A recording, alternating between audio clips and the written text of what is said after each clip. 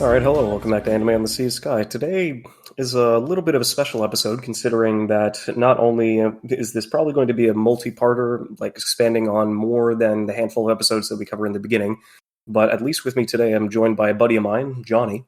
Hi, it's And good to have you. so, yeah, Wait, it's good to have you. No, it's not good to have you. Yes, it is good to have you. exactly. It's going a bit of a back and forth to at least bring everybody on, because whenever we try and cover this topic like previously, it's just something that we can never get across fully. And even though the discussions essentially stretch on to much longer than they're supposed to be, and it always just keeps on going later, at least today we'll try and articulate it in a good enough semblance that we're actually able to get our points across and just kind of share the kind of passion and fervor that we have for the series as a whole. Mm-hmm. Evangelion is it's a cultural phenomenon that I think stretches out beyond just the anime realm. It definitely, to its name, ushered in a new era, a new genesis to the anime industry, and transcends it's just a media giant that came out of left field. Nobody was expecting it to have this much impact, and yet we can still feel the ripples of its effect today in modern anime, and also just and anime adjacent media. But thanks for having me, and it's been a long time coming, and I've been really excited to do this episode. Yeah, no, exactly same, because it's just kind of in terms of just cultural importance and phenomenon, for me at least, the most general comparison that I can make, at least in a Western sense, would probably be Star Wars. Maybe is the closest in terms of just the length of the franchise, the amount of time, and the amount of impact that it's actually made throughout the majority of its run. Considering not necessarily the remakes, but the continuation of what is essentially already an ongoing story that's been going on for at least 25 years. Yes. It's just kind of ridiculous to see how it's been split, how many different pieces of media, how many different pieces of merchandise and connectivity and different avenues that both of those franchises have essentially encompassed throughout an entire sci-fi medium inside of their own cultures. It's just to the point where just the impact that both of them have made in their own stances is just something that probably cannot be matched. Yeah, it's there was definitely an era that prior to where there was kind of a stagnation in the anime industry that Anno was trying to fight against, and his answer to that was Neon Genesis Evangelion for TV anime, for TV production, and everything that came after that is very different, and it allowed a lot of experimental, unconventional ways of storytelling to be placed in a TV in a quality TV time slot. And yeah, it's something special, and I think that everybody should have the opportunity to experience it at least once. Going in blind, just full recommendation. Go in, watch it, and share your thoughts with everybody else, whether it be good or bad. Yeah, exactly. Because at least what we're going to plan at least to cover in this episode is just going through the majority, whether essentially the pre-production of the series, what happened before, during, and after, why it was essentially created this way, what drove Anno to the lengths that he did to essentially bring this into his own genesis and to essentially bring this into the world, and why he did it, and why it was both the best and worst thing to happen to him in general. And I definitely agree with you on that point, where it's just that even though this is going to be the simplest way that we can say we're going to be spoiling, at least throughout the entirety of this series, before, during, and after, we're going to be doing at least, hopefully, going through the entire series and then going through the end of Eva. Probably won't get to the rebuild at this point, because that is a whole nother egg to crack. In the midst of it. It is so just the entire franchise of Evangelion as a whole. It's what we've done previously. It's we've already talked hours upon hours at length, not even recorded, and we still haven't even come close to even scratching the surface or getting the majority of the content that we thought about it out of it. But yeah, no, it is definitely something. But I will agree with you on that point, where it's just kind of it is so much of a Rorschach test, and there's so many unique experiences and perspectives that can be taken from just the original television series as a whole. So the most that you and I can do at this point in time would definitely just be say it is a wholehearted recommendation for both of us, and like you said before, everybody needs to at least experience this once. You might not enjoy it, you might give up partway through, but it's definitely one of those series that doesn't necessarily demand your attention, but it's still something that is everybody will find something new to love about it, or something new to hate. But essentially, that's how the franchise itself evolves as a whole. So Mhm. definitely go and have the opportunity to go through. But and once you do, you can come back and listen to us gush about this thing for a couple of Yes. hours. Oh my gosh. Yeah. There's just for the fact that we're speaking about it now here in 2021, when it was released in 1995. The fact that there's so much contention about how to interpret this series stands to its legacy. There are a lot of different ways that you can read it, and a lot of it is left up to interpretation. There's a lot of ambiguity, abstractionism to it, symbolism as well. So it's a very densely layered series, and I think that there are pockets within the series that you can enjoy from all sort of walks of life. Yeah, at least in terms of like the first experience that I had with it would have definitely been it's not a unique one. It's not a game changer. You've wouldn't be I wouldn't be surprised or remiss to hear that anybody hearing about somebody like watching this and have it being like a turning point in their life, or having like a large resounding impact on going through. The first time I ended up watching this was only like back in 2012, and this was post Rebuild 3, so it was still a hot topic in contention at the time, considering that like everything surviving around the third rebuild, or in this case the well, what, yeah, that would be interesting, considering that it would technically be like the fifth Evangelion film if you Yes, want to count Death like and Rebirth as well as End of Eva. But yeah, no, it's still been like talked about so much more before. like we'll get to the rebuild series. Yeah, like stated earlier, we'll get to the rebuild series later because there's a lot to unpack there. But in taking a look at just the original 26 episode TV series, and then the end of Evangelion, and then Death and Rebirth, for those who are unaware, are kind of a companion piece to the TV series. They're basically a retelling or recap of the original 26 episodes, but there are some changes in the way that the story is structured and told, and then some redrawn scenes as well, which I'll get into about a little bit later. But yeah, I think everybody just start off with the first 26 episodes. Watch End of Evangelion for sure, and then Death and Rebuild are kind of like nice little treats later if you're still curious. Because yeah, I didn't necessarily like watch Death and Rebirth the first time around, and I was able to at least experience it once again once it came through. Because I will admit, and I think you've already said this before, it's probably the best time currently to be an Evangelion fan, Yeah, considering that as of 2019, or the summer of 2019, Evangelion, the entire original 26 episode series, as well as Death and Rebirth and the end of Evangelion, all ended up getting licensed and put onto Netflix, hmm and bringing an entirely new just generation, considering how anime has evolved over like the past decade or so, how it's become mainstream, how its trends and how its momentum has essentially carried it as to like one of the biggest like media pieces in the current day and age, to the point where it's like what Crunchyroll ended up getting bought out for $1.2 billion as and a like Funimation by it, Sony. exactly, yeah. And it's just the like even before like its impact wasn't necessarily could be heard around the entirety of Japan. Now, even though there have been many other ways for you to essentially go through and watch it, now the entirety of its compendium is now available for legally to be owned, legally streamed. Considering that, like, because hard copies and DVDs were so hard to come by, considering the limited release Licensing print, hell. basically, yeah, Yeah, it like was it's so you difficult to could find. not Yeah, there was you just like, could not go ahead. Oh no, I'm sorry. I was just adding that where it's Yeah, like you literally just could not find this thing anywhere unless you wanted a legitimate physical copy. You would have to pay out the ass for it, yeah. easy, because Either through people knew. like a third party reseller from Japan, and then also having to, yeah, there, and or you had to resort to fan subs and other sort of like um small niche communities in order to supplement that that media.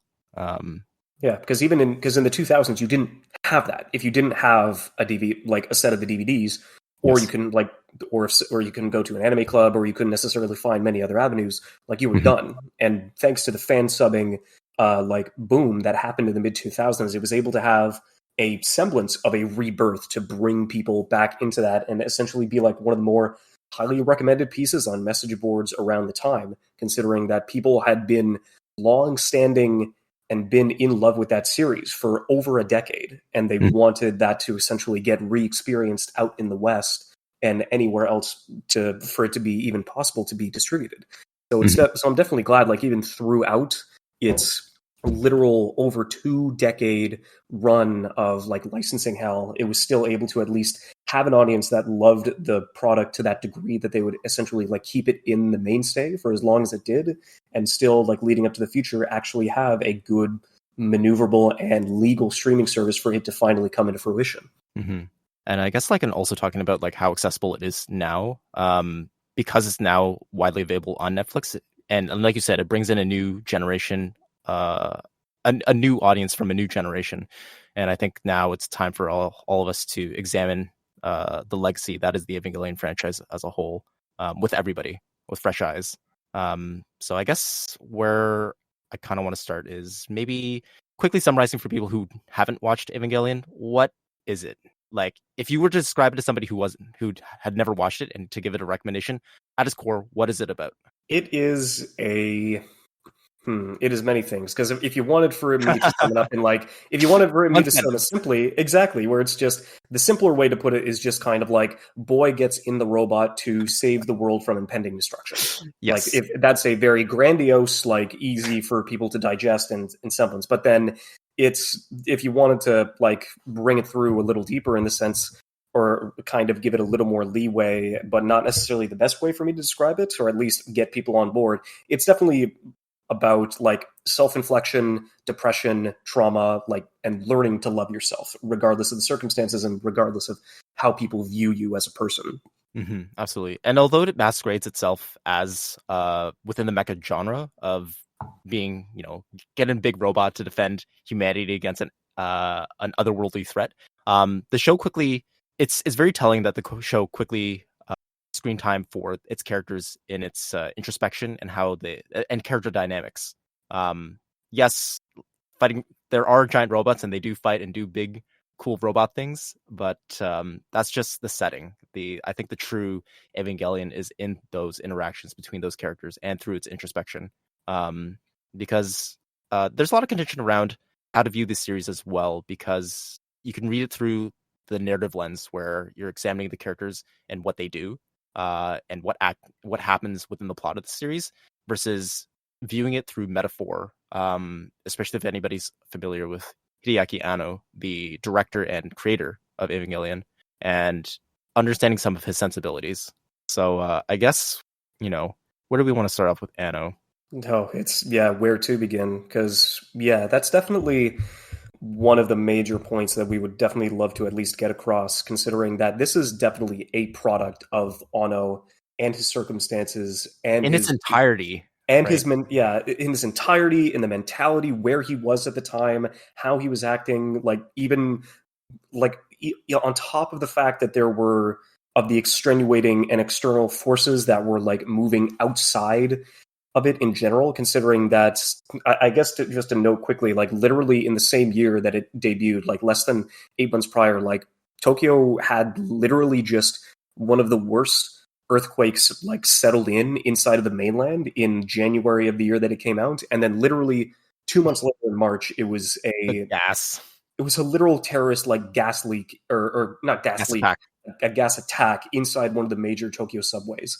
And on top of being in that kind of state of mind, in such a like negative and depressive bit, that the fact that even at the end of the day, like speaking enough to his character that he wanted to give like some kind of hope, or like talk to some of the people outside of that who were still living in the middle of a recession because the bubble had popped, and like a lot of Japan was not in a good place in the 90s. It had been previously, but there were so many people that were just in such a similar mindset as he was, and they essentially like they vented their frustrations and their outlooks, and they essentially did horrible things to people in that semblance. And the fact that even then, at the end of the day, that Anno, in his own like repressed and completely chaotic state of mind, the fact that he even had to like delay production to try and incorporate a more positive message into it, just to kind of like call out to those kind of people and just say like, it's better. It's really shitty here, but there are better things in life than this. And Mhm. it's definitely like a way to it would be definitely something that I wanted to praise, but unfortunately he didn't necessarily get too much at the time, but we'll definitely get to that. Yeah. So yeah, Anno got his chops as like a hmm. He started as an amateur animator, doing small little openings for Daikon 3 and Daikon 4, which are conventions in Japan that kind of celebrate animation as a whole. And shortly after getting some praise for those opening themes, there was a position off of a small studio that you guys may or may not know, known as Studio Ghibli, where there was an opening to work on the film project Nazca Valley of the Wind. So Anno applied, and he was able to meet with and impress Miyazaki, and was responsible for a lot of the background, the more technical sort of background of that film. And he was definitely like an up and budding producer. Mm-hmm. He had had the experience, like I said before, he essentially like went through, and he was very much not necessarily an auteur, but he was so driven in the sense of to try and replicate the media that he enjoyed as a kid. A lot of tokusatsu, a lot of fighting robot stuff.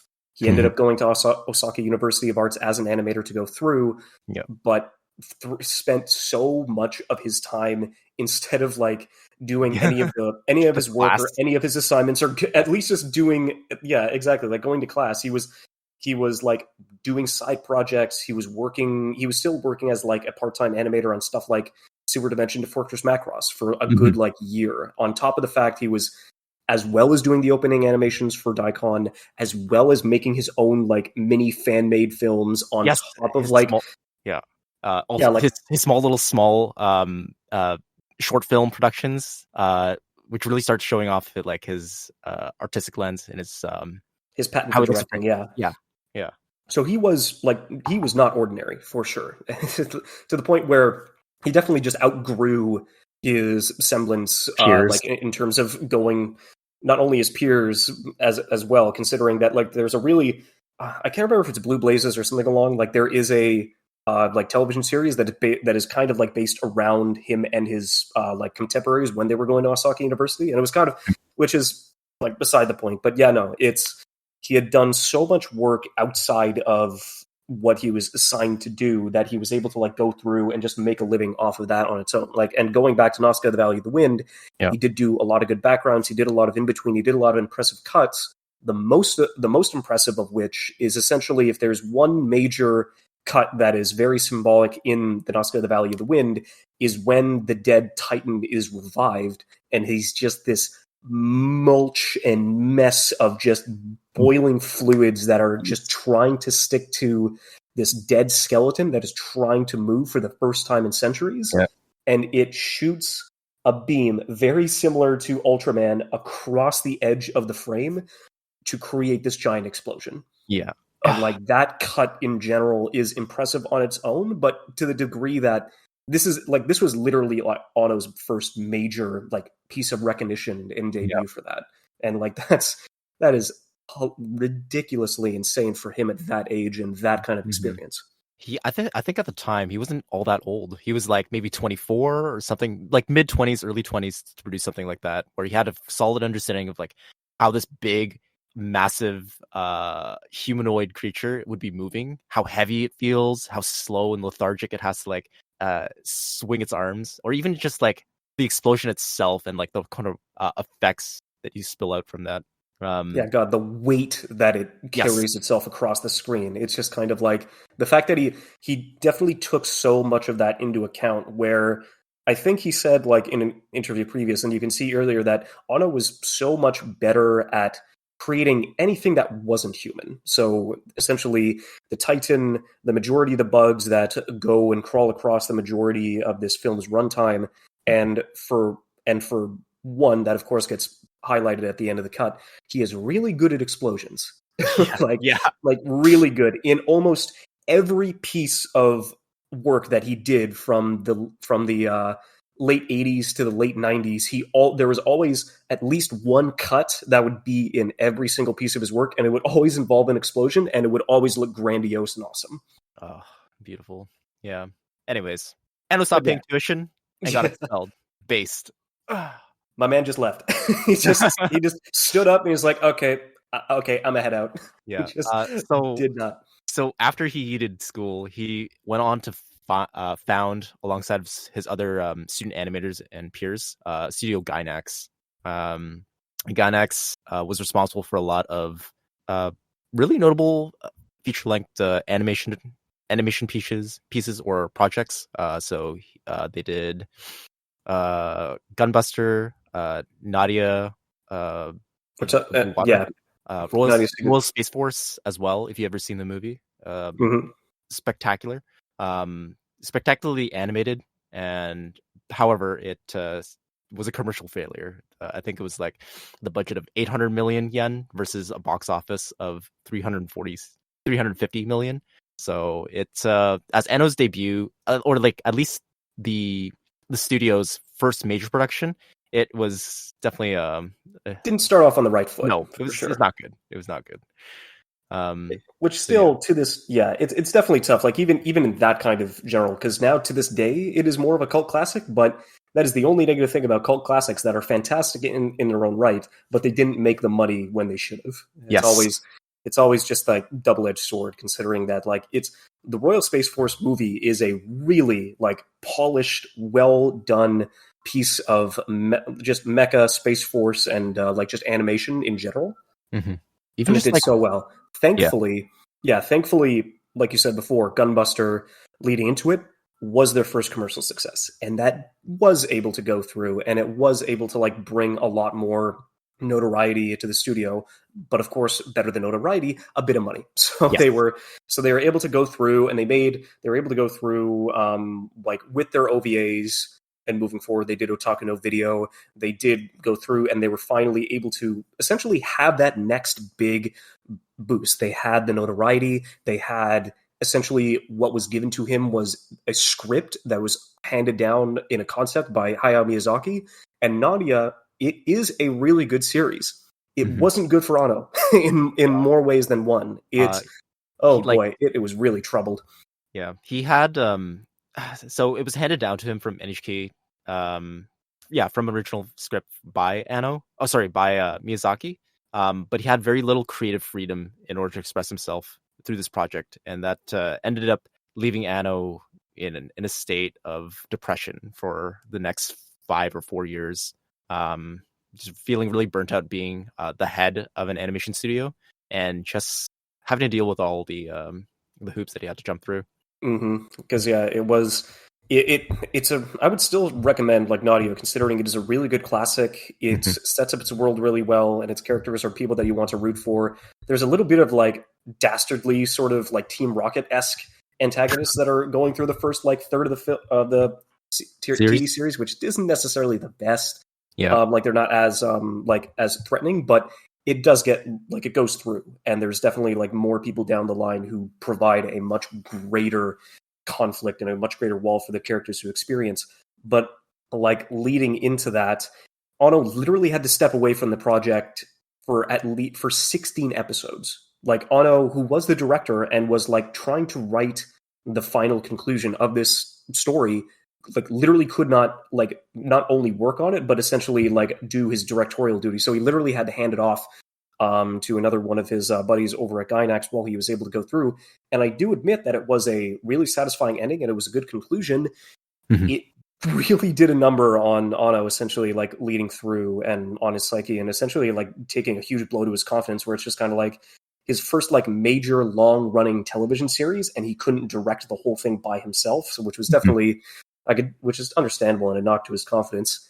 Even worse, following up less than a year after Nadia was able to go through and complete its release, their next major project was going to develop a sequel to the Royal Space Force movie. And it didn't even make it through the first 4 months of production because they did not have the funds. They were going through a lot of like major issues with Gainax and taxes, and essentially leading through, and just before they could even get their legs off the ground, it immediately got cut. And so within the span of 3 years, like Ono has just been like, of course the anime industry fucking sucks, and it's really easy for it to essentially like chew out so many like great like directors that came in and before it. It's just not the best. But yeah, it like Ono literally had nothing at that time, and this is where his famous bout of depression like officially began. I guess like upon getting an opportunity to create anything, I think it was an executive from Bandai who wanted to commission to ask that he needs a TV series for a particular time slot, and Anno delivered. He just decided, okay, all right, you want anything? I'll give you everything. And thus he started production on Neon Genesis Evangelion. So it's part of the sentiment of Evangelion is how he intended to be an antithesis to a lot of the trends within anime at that time.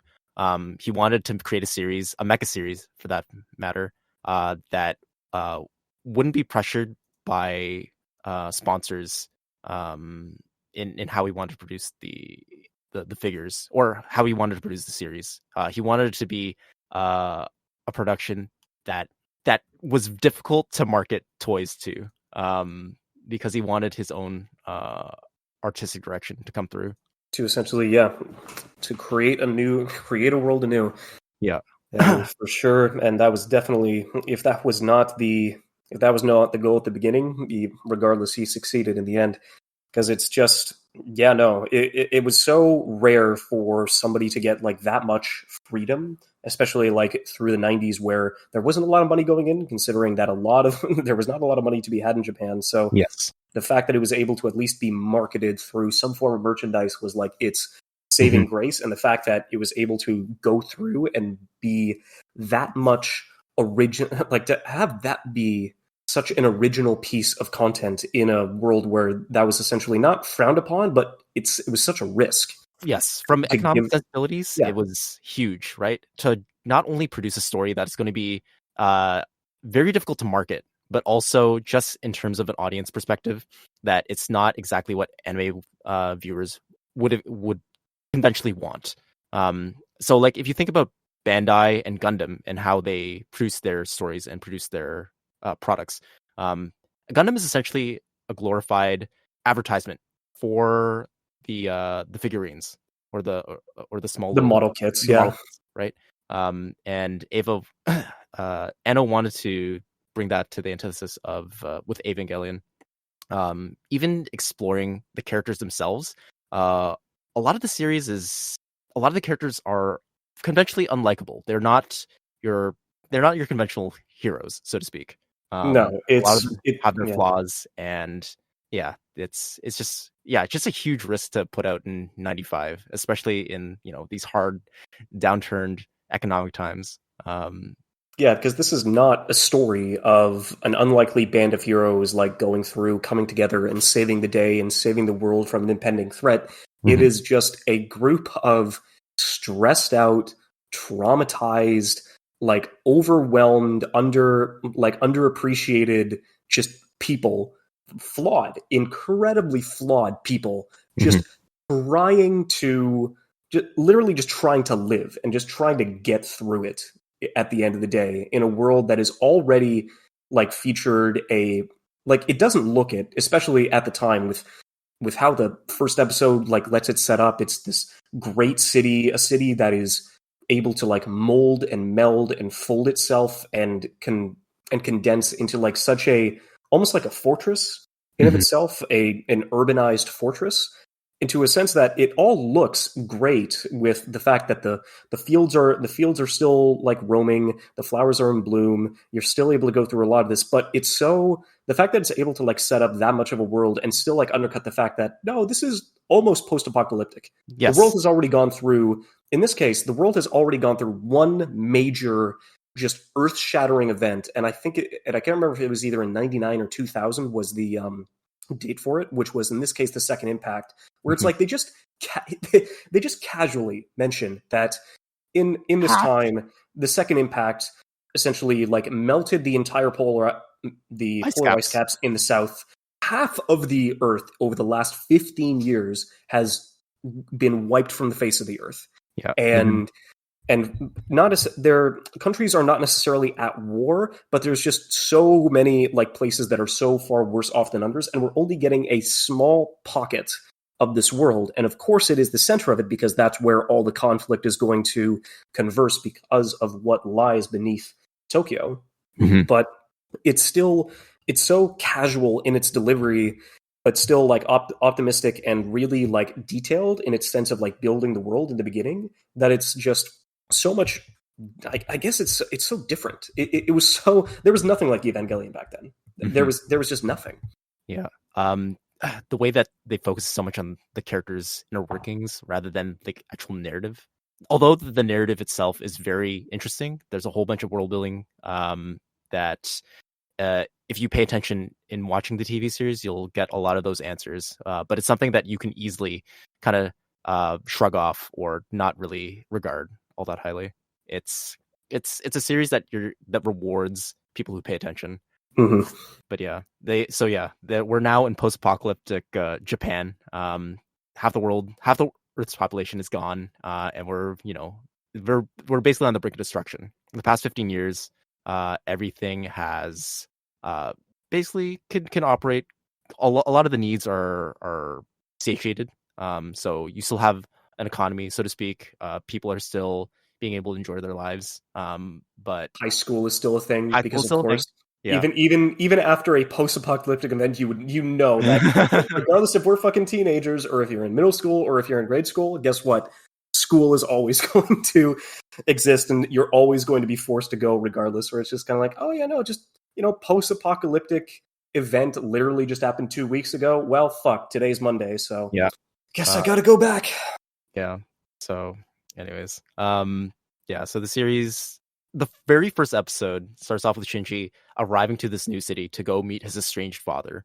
And immediately as he's there, an angel attacks. So angels being this otherworldly extraterrestrial entity that seeks to reach an object underneath Tokyo 3, which is the city that they're placed in, and basically wipe out entirety of humanity.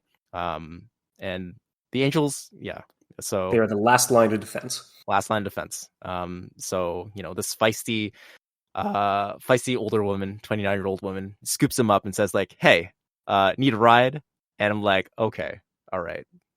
Things are going to get pretty amazing. We're gonna get out of here on this incredibly rickety piece of shit car that I literally only have because like trying to buy a new one or covering the insurance would be a complete just to like move forward. It's like, oh man, on top of to be fair, I will admit that in the first episode is probably the sturdiest piece that you've ever seen, because it casually just like rolls and like shrugs off like a close, like near nuclear explosion that tries to like semblance on the Avas. Or not the Avas, the Angels. And they just like casually roll away. It's like, well, all right, just roll her back over, just crank the ignition a bit, and then we'll be able to like run this out and get you down into Tokyo 3. It's like, all right, well, I want to know what that car's been on. Yeah. So the Angels, it definitely sets up a lot of like prime pieces where the military is completely useless in that sense. The amount of military just assets that are still going throughout the entirety of this world, like you see battalions, you see flying units and squads, nothing, not a scratch, nothing. Tanks, armadas, like the Navy, the Air Force, the Army, everybody, all these military entities are trying to put a dent in these Angels, and nothing phases it. Really setting the tone for that these entities are both a literal and existential threat to humanity. And Shinji is tasked to get in this giant robot that his father has procured for him in order to fight these monstrosities. But here's the thing, Shinji is 14. He doesn't and because of his upbringing, he has such a terrible relationship with people because he's essentially been abandoned by his father, who is the director of NERV, which is this organization who's tasked with defending humanity against the Angels. And he's got no friends. Nothing. No positive relationships in his life up until that moment. And he's tasked to save the world by piloting this robot that he has no idea how to do. And he's not exactly your gung ho shonen protagonist that rises to the occasion and is actively really trying to overdo himself. Shinji's like oftentimes on the verge of Complete breaking down. meltdown. Yeah, like and understandably so. He's not, a 14-year-old supposed to be responsible for defending an entire city. That's a huge burden to face. Not just defending a city, but defending humanity as a whole is huge. But what do you mean? The last 15 years of anime and mecha series have like trained us to learn that any early teenager can just walk into a machine of destruction and operate it to a competent enough degree for them to actually be able to go through. It's like, sure, they'll be able to like wobble around a bit, but then, at some point in time, they're going to get their swimming legs and they're definitely going to be able to go out there and save the day. Jeez. That's what we were taught. So yeah, this is the very first episode highlights a lot of like the ideas that contrast its mecha contemporaries. It's in a more grounded state of reality. More grounded state of reality. The tone is a lot more somber, and even a lot of its art direction is not as flashy as as maybe a series like Gundam would be. There are a lot of shots that are large panning spaces to observe the landscape. There are a lot of still frames that are being held. A lot of times where the characters just don't say anything and they're just contemplating, they're meditating on what to do or how to feel, and we, the audience, are encouraged to feel those experiences with them. Yeah, you're forced to be in that moment with the characters, and while some would just argue where it's just kind of like, oh yeah, well that's definitely a way that they were able to skimp the budget, where it's just kind of like yes and no. Yes. Where yes, that was definitely a good way, because animation is always about compromise and it's always about cutting corners. But then the fact that they don't just cut to a tree just to hold on the frame for about 10 seconds, but the fact that you are legitimately forced to get in and stay and empathize with these characters was definitely in the best way for them to use that kind of tactic. And which definitely just goes to show Anno's prowess, just to kind of like go through and direct in that kind of way. So yeah, it's a lot more subdued, a little bit more subtle in its presentation, and I think that's part of the reason why some people may be drawn away from it. It subverts your expectation of what mecha should be, and in its place, it shows you a tumultuous relationship with people. Yeah. It subverts your expectations about how your protagonists are going to be, especially one in as ingrained into the shonen genre that it was back in the 90s, where it's just, yeah, these are not your heroes. These are not people that you look towards, because they're flawed and they're imperfect and they don't always make the right decision and they don't always come out on top, which is a very recurring piece that goes throughout the series. Like these are people. These are not characters. These are not tropes. These are not any other like archetype that you can just slot them into a piece and just say, okay, we're done. Like, they are all fully fleshed out regular people coping with their traumas, trying to essentially like live in this world that doesn't give a shit about them and it doesn't give a shit about you, and how they're just able to just try and live through that in the face of all this adversity too. Yeah. And moving along in the series, we got to see a lot of other characters being introduced, like Rei, who is essentially getting the attention from Shinji's estranged father, Gendo, which boggles Shinji's mind because he's never got a lick of, positive reinforcement from him. And to see this other character getting the thing that he desires puts a lot of interest in Rei. Rei is kind of an interesting character because she doesn't really have her own sense of personhood at the beginning of the series. She kind of exists kind of like a doll, doesn't have very many desires for herself, and essentially just lives to fulfill Gendo's wishes. And through her interaction with her classmates and Misato and company, and Shinji especially, she's able to find a sense of being unto herself, which we'll get elaborated on later. Yeah, because she was definitely like one of the many women that essentially come into Shinji's life over the course of the series, but it's definitely one that has a lot more weird just existential connection to him, which he doesn't essentially understand in the first. But she is the, but yes, she is the or not the genesis, the reason why he steps into the Eva in the first place, because he feels like it. Because even though with Gendo, and he already hates him, like he already just does not know why he would want to bring him back at the time. When in reality, he just wants to use him. Like that's it. I have not seen you in 8 years, and the first time I'm ever going to come and ask you for something over that entire time is just for you to pilot this because nobody else can.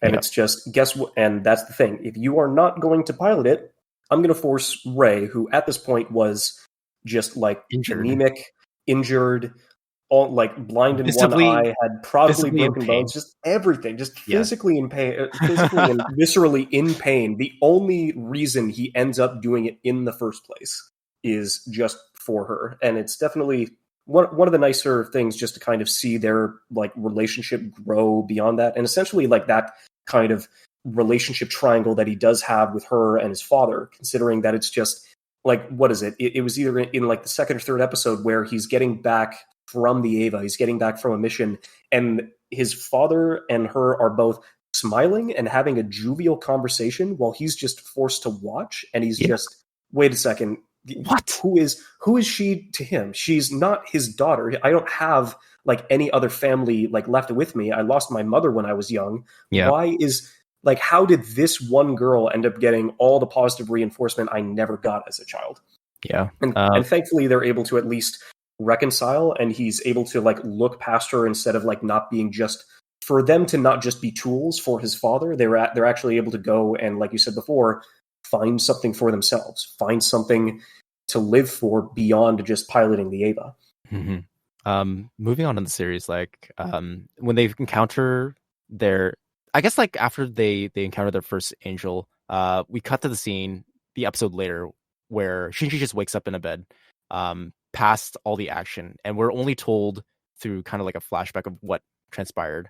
That's a ballsy first episode structure too. Like they just all this talk about like defending the angels, and these angels are these like indestructible like pre-extraterrestrial beings that can only be fought by these one things, and Shinji gets just the shit beat out of him like in the first half of that fight, and just having no expertise, no expectation or experience like leading into it. And then the episode ends with them just cutting to him in the room and saying, "Oh, you beat it."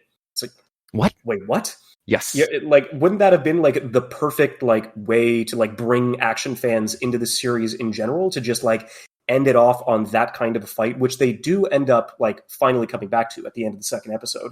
But the fact that he decided to hold on to that, and you're literally edging for like 15 whole minutes for the entirety of episode 2, like, look at all this destruction, look at the state of the Eva, how did this fight turn out, why is it, and the fact that he's able to at least like, the fact that he's able to just indirectly state in that moment that, look, the fights are cool, you're going to be getting a lot of like angel versus Eva fights. That's not the priority here. It's going to be focused on the people. It's going to be focused on the relationships and the major implications of what those relationships will do leading into the series.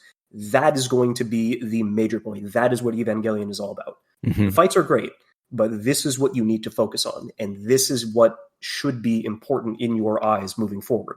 And the fact that within the second episode, we cut immediately to Shinji waking up and experiencing his interaction and interpersonal relationships with all the other characters. It helps us grow to appreciate what it means to pilot the Eva, because towards the end of episode 2, we got to see the flashback of what actually transpired, and it's like a very visceral life and death kind of battle that Shinji is desperately trying to fight against. The Eva units require these teenage pilots because they are able to synchronize with them the best. So child soldiers are an absolute necessity in this project. The Eva units also take on this sort of presentation that they're not just machines, that they're more like this ferocious, horrifying beasts. Yeah, beasts are definitely a way, like animalistic.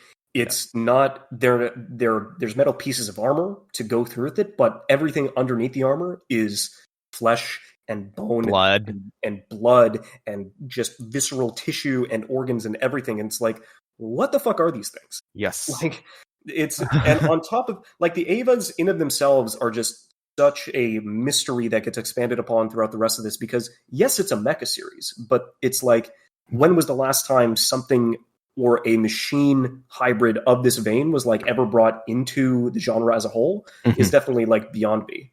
Yeah. And then leading into essentially the biggest, it's like, God, and the worst part about these Evas is that, look, great, we're having all these pilots go in with some mental trauma. How about we switch it up a bit and give them some physical trauma too?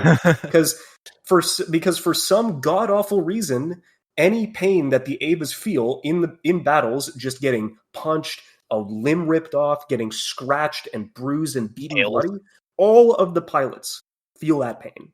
Yeah. And what the fuck, Otto? Just why? And it's not even that we're just shown the external damage that the Evas get inflicted on. We also get to see in the entry plug the basically the cockpit of these units, the pilots themselves feeling that pain, and like, yeah, it kind of sucks to see Shinji in that much pain, or like any pilot to be in that much pain, and we're intended to sympathize with them. In the first, like, in that first scene, as the AV unit is getting its shit beat out of it, it awakens into like this ferocious roar, and goes like a predator hunting its prey, goes after this angel and eviscerates it. And Shinji, for the most part, is unaware or unconscious of this fact, which makes that scene in the beginning when he wakes up in the hospital all the more jarring.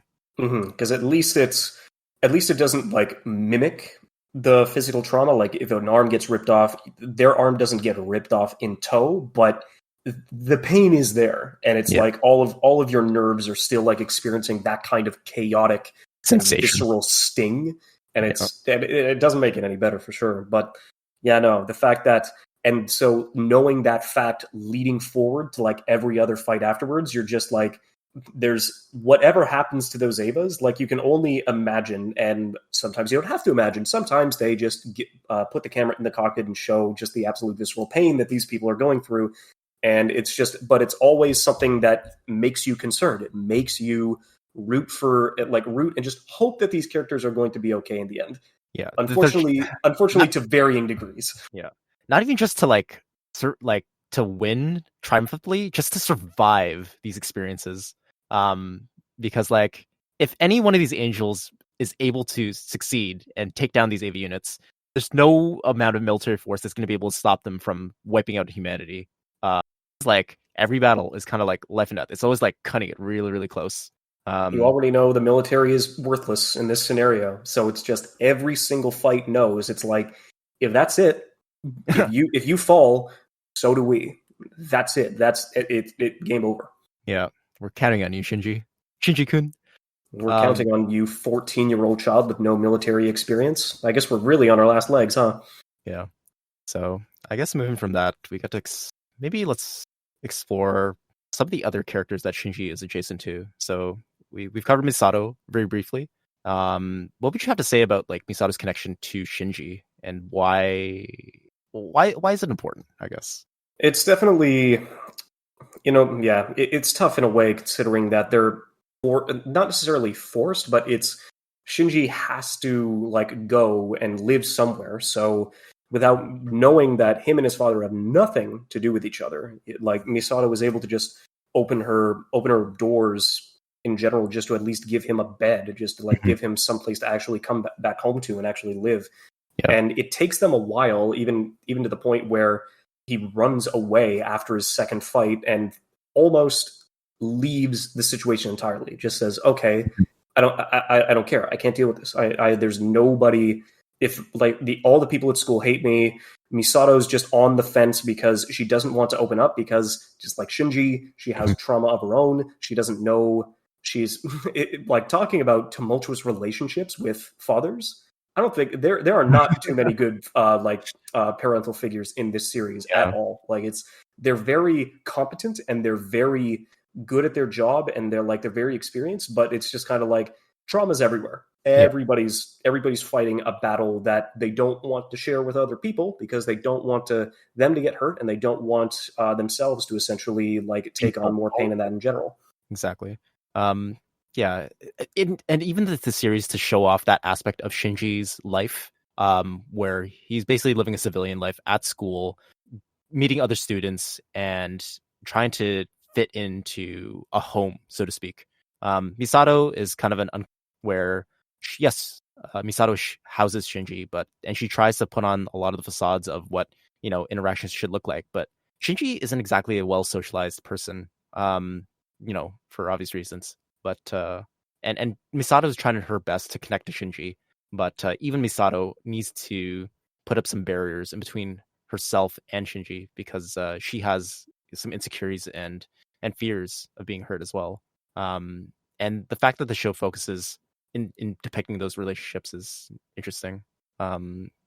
It's still more than enough of like a not necessarily triumphant, but definitely satisfying to see them at least able to, within the span, like understand like they both almost have nothing but their work now, because Misato is essentially like going through and living day by day, like just drinking her sorrows away because, like, as will be frequently alluded to, she's also got some deep-seated trauma with the relationships that she has with the rest of it. Like, and that she doesn't want to become a parent because the two major parents that she had, one of which was kind of just like more passive in the sense that Misato's father was somebody who prioritized work over everything, and her mother just didn't really want to like cross that bridge and like try and keep the family together.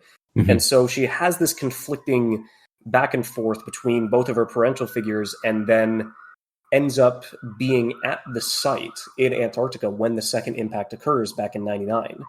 And the last thing that her workaholic, neglectful, and not necessarily and not abusive, but just reluctant father, the last thing that he does, the only positive thing that he does to her, is essentially like prioritize her over everything else.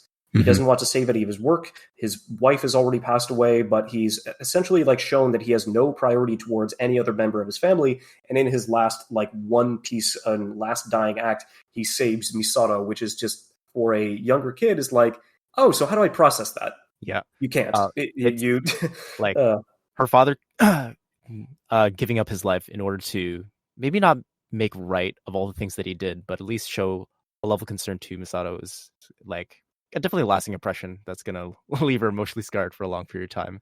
So much so that after that event, after she was saved from second impact by her father, she went into basically she suffered aphasia where she wasn't able to communicate or speak to anybody for like maybe a year or so.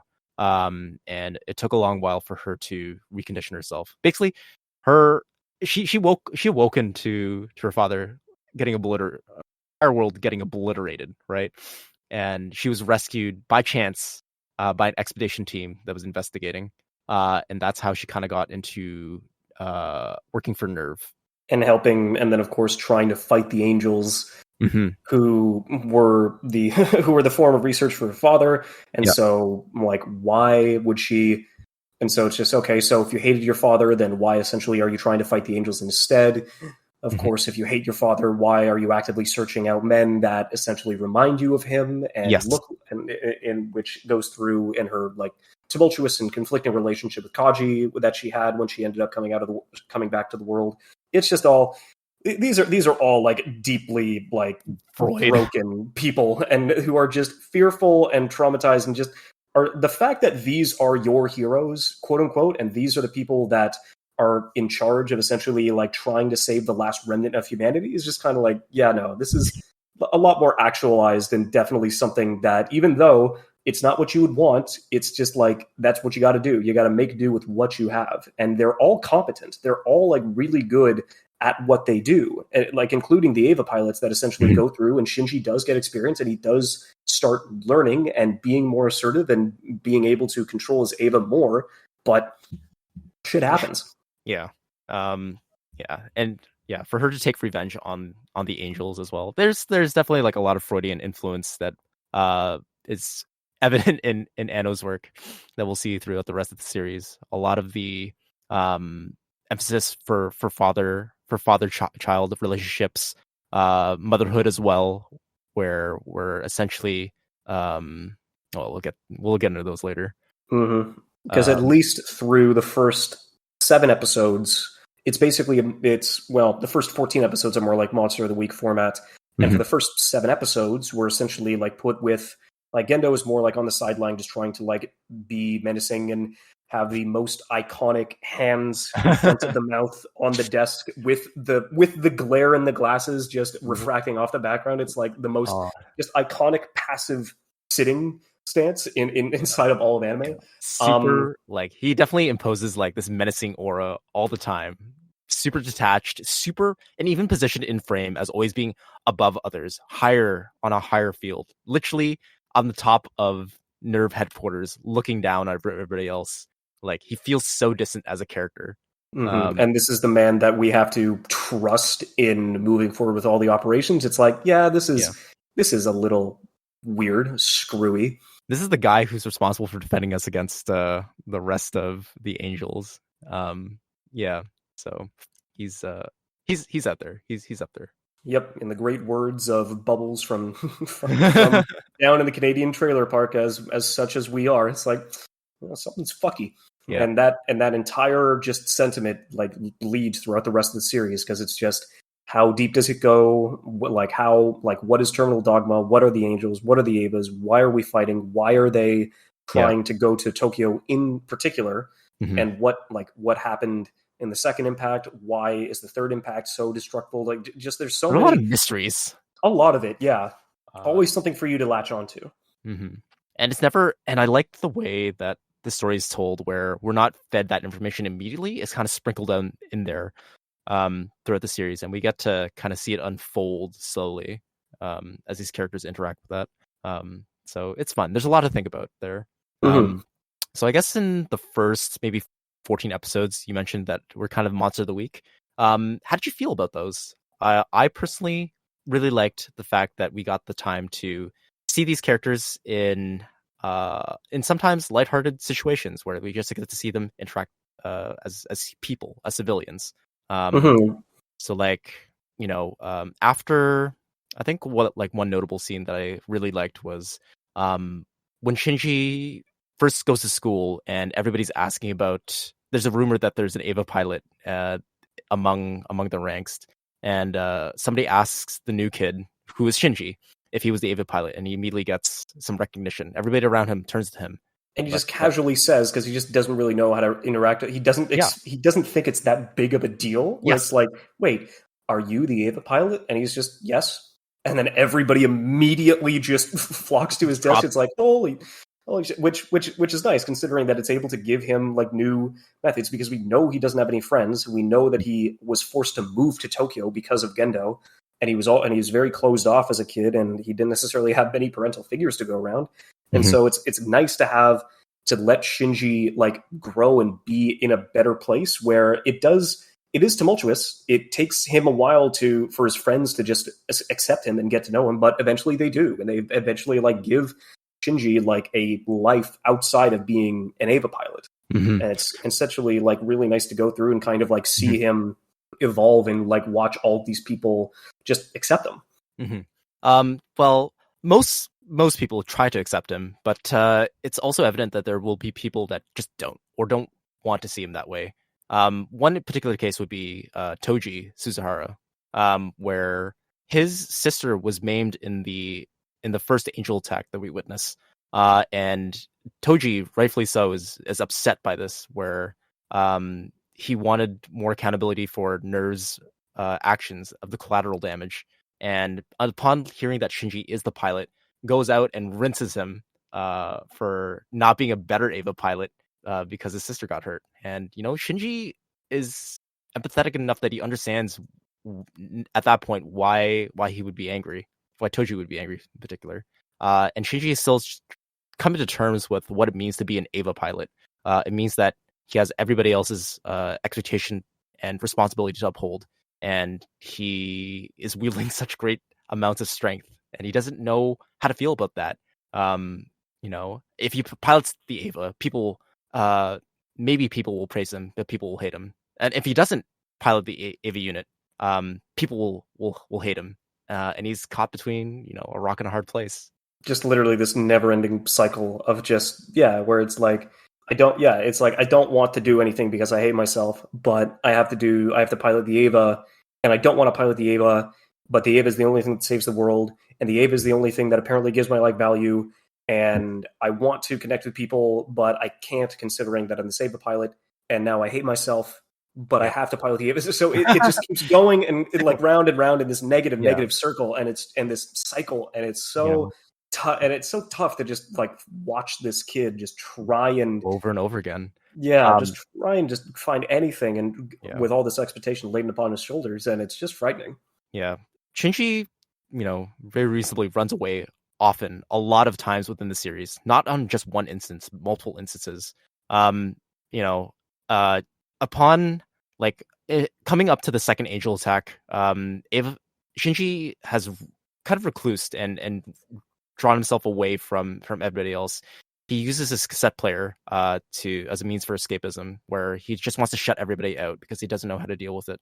And he also ends up trying to run away by going around on the loop for hours and hours on end. We see him start the day when there's still sunlight outside, and we see him as he's on the last train car in the city, and he doesn't know where to turn to. He spends a lot of time just walking around kind of aimlessly, and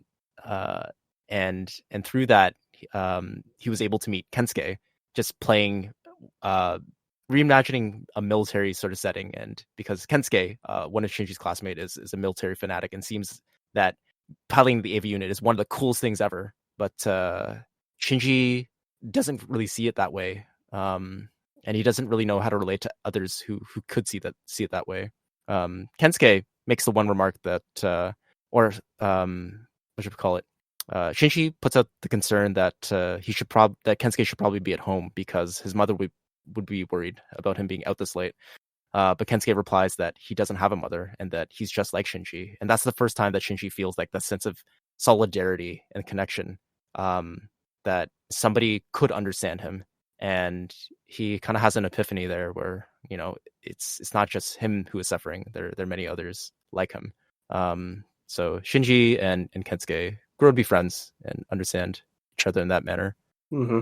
And to a degree, Toji as well, after being able to, because it's definitely understandable, like how that kind of hatred like goes through, and he has such a trialing issue, just a troubling like first impression with a lot of the people in class. But as he moves forward and as they like kind of understand, like even through that second angel attack, having both of them like forced to like be like in the Toji. So upon the second angel attack, Toji and Kensuke are out skipping the procedures that they have, and just want to go out and see the angel and the AV units fight, but inadvertently end up getting caught in between the battle, and Shinji is there in the cockpit fighting and defending Kensuke and Toji against this angel that's attacking, like guarding their lives. And the only way to do so was to allow Toji and Kensuke into the entry plug that Shinji is piloting in, and to see firsthand what it feels like for Shinji to fight these monstrous beings. They get a firsthand experience of the sort of mental trauma that Shinji experiences, where he's screaming and, just by almost barely getting by and fighting and defeating the angel within seconds. Within seconds of the remaining power supply that the Avas have, he kind of breaks down, and Shinji's just exhausted mentally and physically. He's just crying inside the cockpit with Toji and Kensuke, who are visibly, empathetic to Shinji. Now they see the struggle that he goes through, and have a new kind of perspective and respect for him. So much so that Toji, who first rinsed and beat up Shinji for piloting the Ava, allows Shinji to return the favor and punch him, for Shinji to punch Toji as form of retribution.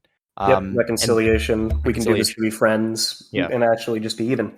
Yeah, and Toji also makes a remark to say, "Don't hold back," and through both that exchanges, they're both smiling because it means that the following the punch that Shinji delivers, it solidifies their connection to each other, and Shinji has now formed his first few friends.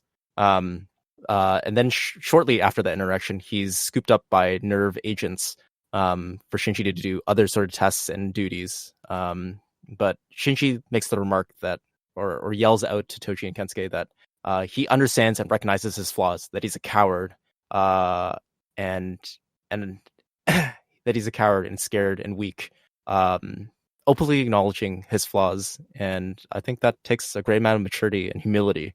Kensuke and Toji look on and with concern because they understand what it feels like now. And yeah, it's just kind of tragic.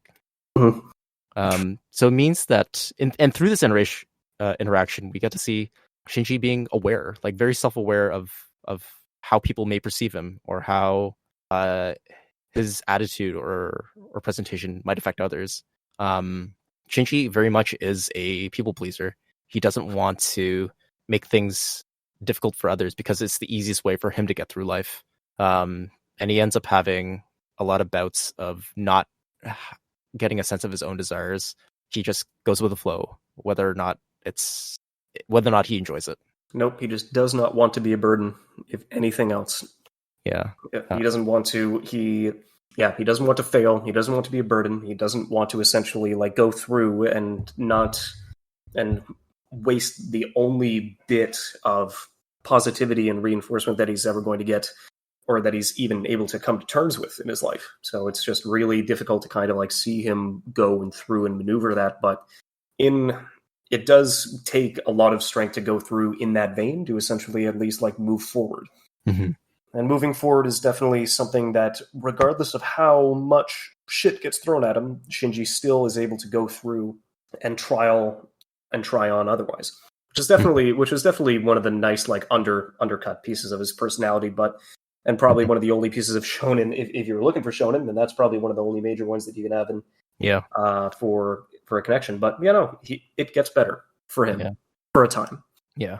So moving on from that, we get maybe towards the maybe the 9th episode, where we finally get an introduction to the next Eva pilot. I think Asuka. 8th. Yeah, the 8th episode. 8th episode. Asuka debuts as one of the second child, I believe, and she she makes a loud impact. She's definitely the antithesis to Shinji, where if Shinji is quiet and meek and reserved and subtle, Asuka is the exact opposite, where she's loud, demands the attention of everybody, and wants to be praised for her skills and ambition. Experience as a pilot. Yeah. So it's kind of refreshing. Super feisty. Even the design of her unit. So if we contrast Rei against Asuka, we can see that they're opposite and complementary to each other. They're foils to each other. Even right down to their character design, where Rei has blue hair, Asuka has red. Even their eyes are opposite to each other, where Rei has red eyes and Asuka has blue eyes. Even to the design of their personalities, where again Rei is without any sort of ambition or outwardly expression. Asuka has huge ambitions and wants everybody to know of her expression. The AV unit designs, AV Unit 0 versus AV Unit 2, where Unit 2 is this big, bright red, four-eyed, piece, and where Rei's AV unit is this almost blue, very one-eyed piece. And yeah, they're good foil characters. Shinji, I would place kind of somewhere in the middle between the two, and we use these three characters as reference points against each other. So I don't know. Asuka in general is she is the fiery, just reinvigorates drive, passion, and force behind a lot of it, but all for the wrong reasons, unfortunately. Because like everybody else, she's incredibly flawed and doing this for all the wrong reasons. Because just like everybody else, the trauma that she has also experienced is completely and utterly unfair and disregardative of a child of her stature. Mm-hmm. Because just everything, because it's really like interesting. Like going off of her two introductory episodes, like being possibly like two of my favorite ones of the series, where first she's literally being introduced as an Ava pilot, not only like being part German, not only being able to at least like go and like transition between that and Japanese, Yes. but that with Ono being enough of a like military nut on of itself, it's just kind of like, you know what would be cool in the middle of this like existentially like traumatic, dread-filled like post-apocalyptic bit? How about we just have our let's just use our mechas, throw them in the middle of the ocean, and have it use aircraft carriers as hopscotch pads. Yes. and just and shove and what is it? Shove a sunken battleship into an Ava's mouth or into an angel's mouth and fire off the torpedoes and the ordnance that are already still lying dormant inside of the machine. It's like, okay, that's pretty baller. and then the whole leading into, which is really cool, kind of like what is it?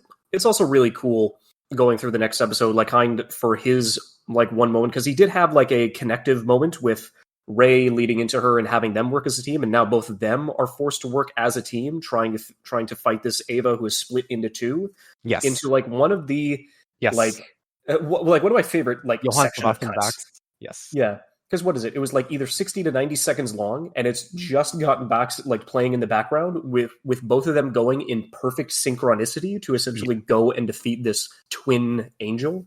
Yeah, like leading up to it, because like her introduction is definitely one of the stronger ones that she's got. But then, of course, like the rest of them, she's got just as much trauma to just go toe-to-toe with everybody else, which is definitely not something that you would want to brag about in any semblance of the word. Mm-hmm. I also find it kind of neat, also in those episodes where she has to work alongside the other pilots. We get to see those character dynamics come to play. And it helps us further understand Rey's sensibilities and Shinji's sensibilities around such a pointedly, obviously, very over-the-top sort of character, where she's constantly seeking validation and affection from everybody else, including Shinji. And the reason why she even bothers with like talking with Shinji is because she can because he can pilot an Ava, which is already like a big feat for most people. And apparently his synchronization tests were like 40% right out of the gates, not piloting it ever, where Asuka had to like really work towards even just getting that high. So it means that now that Shinji is worthy of Asuka's evaluation. Mm-hmm. Especially how that conflicts with their relationship with her. Like, not necessarily. She is incredibly flirty and like off the beginning to go through just to try and find some sort of connection with the rest of it, because like her entire Kaji. Her entire fucked up like thing with Kaji, which is normal in a lot of girls to just go and seek, not seek out older men, but essentially like comfort, fantasize security, and immaturity. Find that maturity in somebody like through that semblance. But then of course like Kaji having absolutely nothing to deal with her. Like he just Kaji being the gentleman that he is like, no, you're still a child. Get real. Which definitely gets under her skin based on like the trauma that she's experienced because of the maturity that she was forced to go through at a young age. Just being like abandonment, trying to understand just why. Yeah, like why don't you want me? Why don't you care about me? Don't you see how much I care about you? And it's just I can't. I cannot give you this satisfaction, and I cannot give you this kind of affection that you feel like you deserve. I just can't do that. Yeah. Even like contrasting against her mother, where Asuka desperately wanted her attention, only for Asuka's mother to basically be in a catatonic state where she's delirious and suicidal, and had a doll that was a surrogate to or substitute for her actual daughter, which she ended up hanging anyways. Literally just projecting her own daughter onto just a regular inanimate doll, and just literally having like just having her forced to go through and watch that, and going to the point where she walks in moments after her own mother's like quote unquote double suicide, where not only would she have killed herself, if she really did treat Asuka as her own daughter, she would have hung Asuka with herself. Yes. And it's just kind of like, so on top of that, like speaking of speaking of shitty parenting inside of this entire franchise or in this entire series, because it's like after that accident, she doesn't have a mother. She only references her in the third person, like only to an inanimate object. Her father has an affair with one of the nurses who's taking care of his quote unquote comatose wife. That happened in the hospital. That literally just happened in the hospital. Asuka has a really fucking bad track record with hospitals, and that's a very bad joke of mine. But it's, and so she's essentially abandoned. They try to. It's not like they abandoned her in the most literal sense, because like her father and her now stepmother try to bring her back in and try and treat her like this, but she's so like enough of a product of her like trauma, like going through that piece of premature maturity. She doesn't want to play with anything. She doesn't want to meet friends. She doesn't want to like try and connect with other people. She just wants to live for herself. And she only wants to go through and succeed in a manner that would be befitting of no fewer than just her. Mm-hmm. Because she seeks that. She seeks that approval. She seeks that because she had such a deeply rooted relationship with her mother before the accident that it was that much of a harder drop when she was never able to like bring that back, and to the point where she would literally have to walk moments after her mother's own suicide, and to just try and process that as a child would just not be possible. Yeah. There's a lot to unpack about Asuka's abandonment tendencies. What should we call it? But yeah, her introduction, definitely a bright point in the series. It's also very fun. We get to see like sort of the dynamics play out between Shinji and Misato living at home, and how Misato's like otherwise a slob in Shinji's presence, where Shinji is now the roles are reversed, where he's sometimes the caretaker taking care of the household responsibilities. And then on top of Asuka's introduction, where she's going to be living with Misato and Shinji alongside them, we get to see those dynamics play up a little bit more. And because of how obnoxious Asuka can be, there's a lot of like kind of drama that ensues between their boundaries. Because at least it does bring out a bit in Shinji, because he has no power and no potential to essentially stand up to anybody else at nerve or with anybody else. But it does, the one good thing that Asuka is able to bring out of him is that he's able to be forceful, and he's able to like stand up for himself to any degree. Because she is definitely a brat, and she keeps like pushing her insecurities onto Shinji, but she's like one of the only people that he feels like, no, fuck this, I can actually stand up for myself. I might hate myself in such a negative connotation, but at least I can defend myself to that degree on being a pilot, on being a person, on being the only semblance of a mature one inside of this household. Because neither of you two can cook, and neither of you two can essentially take care of yourselves because you've got so much shit lying around. It's like, okay, no, I'm going to at least affirm some sort of superiority inside this household. Yeah, it's neat. I like it. Yeah, just showing the slice of life household aspect of Evangelion is really cozy in the first 14 episodes. I like it because it helps to see our characters in more states of being other than just being tense and oppressive. Like there's some levity that's folded in there, and that's nice. The fact that we got like our duet episode in episode 9 where they both pilot in synchronization to each other to defeat an angel, super fun. Even the way that they're comically get their shit kicked is also fun.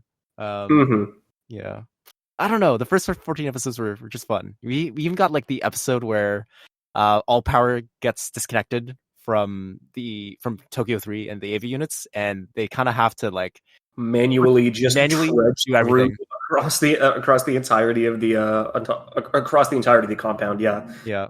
And then through it, we get to see Gendo and Fuyutsuki like basically in their underwear, just trying to stay cool, and like them being the stoic beings that they are. It's a lot of fun. They can't break character. Like, even through the majority of this, and he's just sweating his entire like semblance in mass. It's just kind of like, no, I will stay in this foreboding stance. I will continue to keep up the facade. And it's just, it has those nice light-hearted moments. And it proves that it's not all, because even though the world is on like the brink of another apocalypse, Destruction.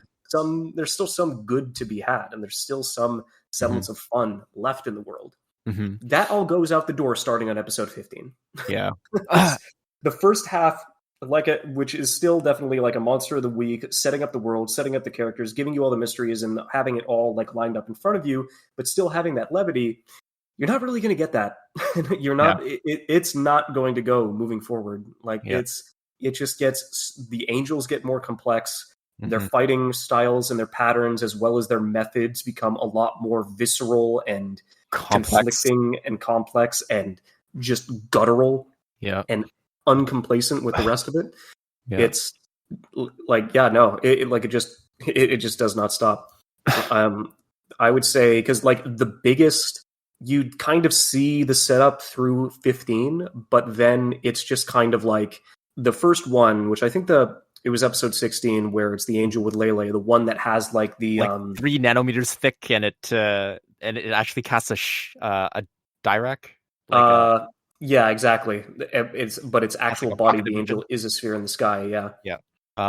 So in that episode, it's like it really heavily draws into abstraction, where Shinji is basically in his own mind, basically trapped within this womb. Right? There's a lot of like the very clear imagery where the entire Ava unit is trapped within this big sphere, this big fleshy sphere.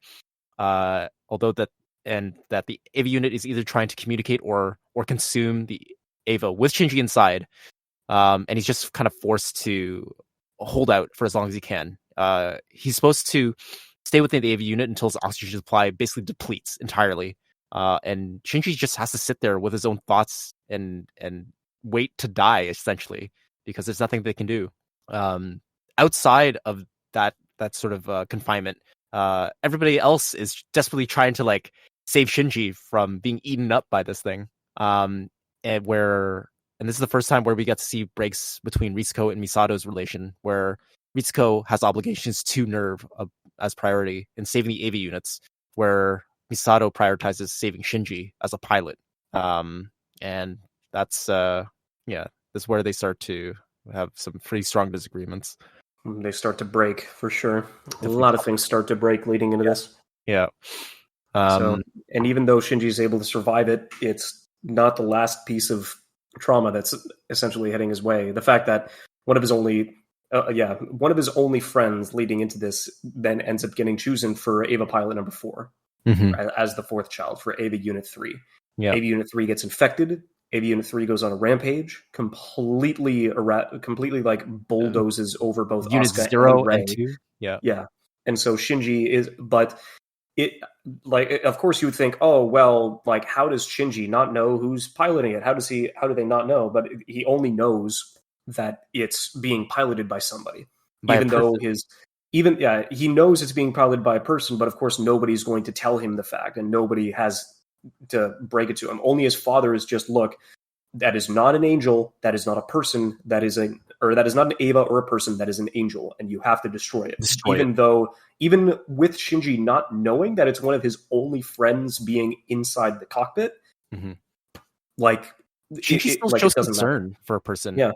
His level of humanity and compassion, that despite, being as secluded and recluse as he is, he still wants to be a good person, but sometimes is just forced to make poor choices.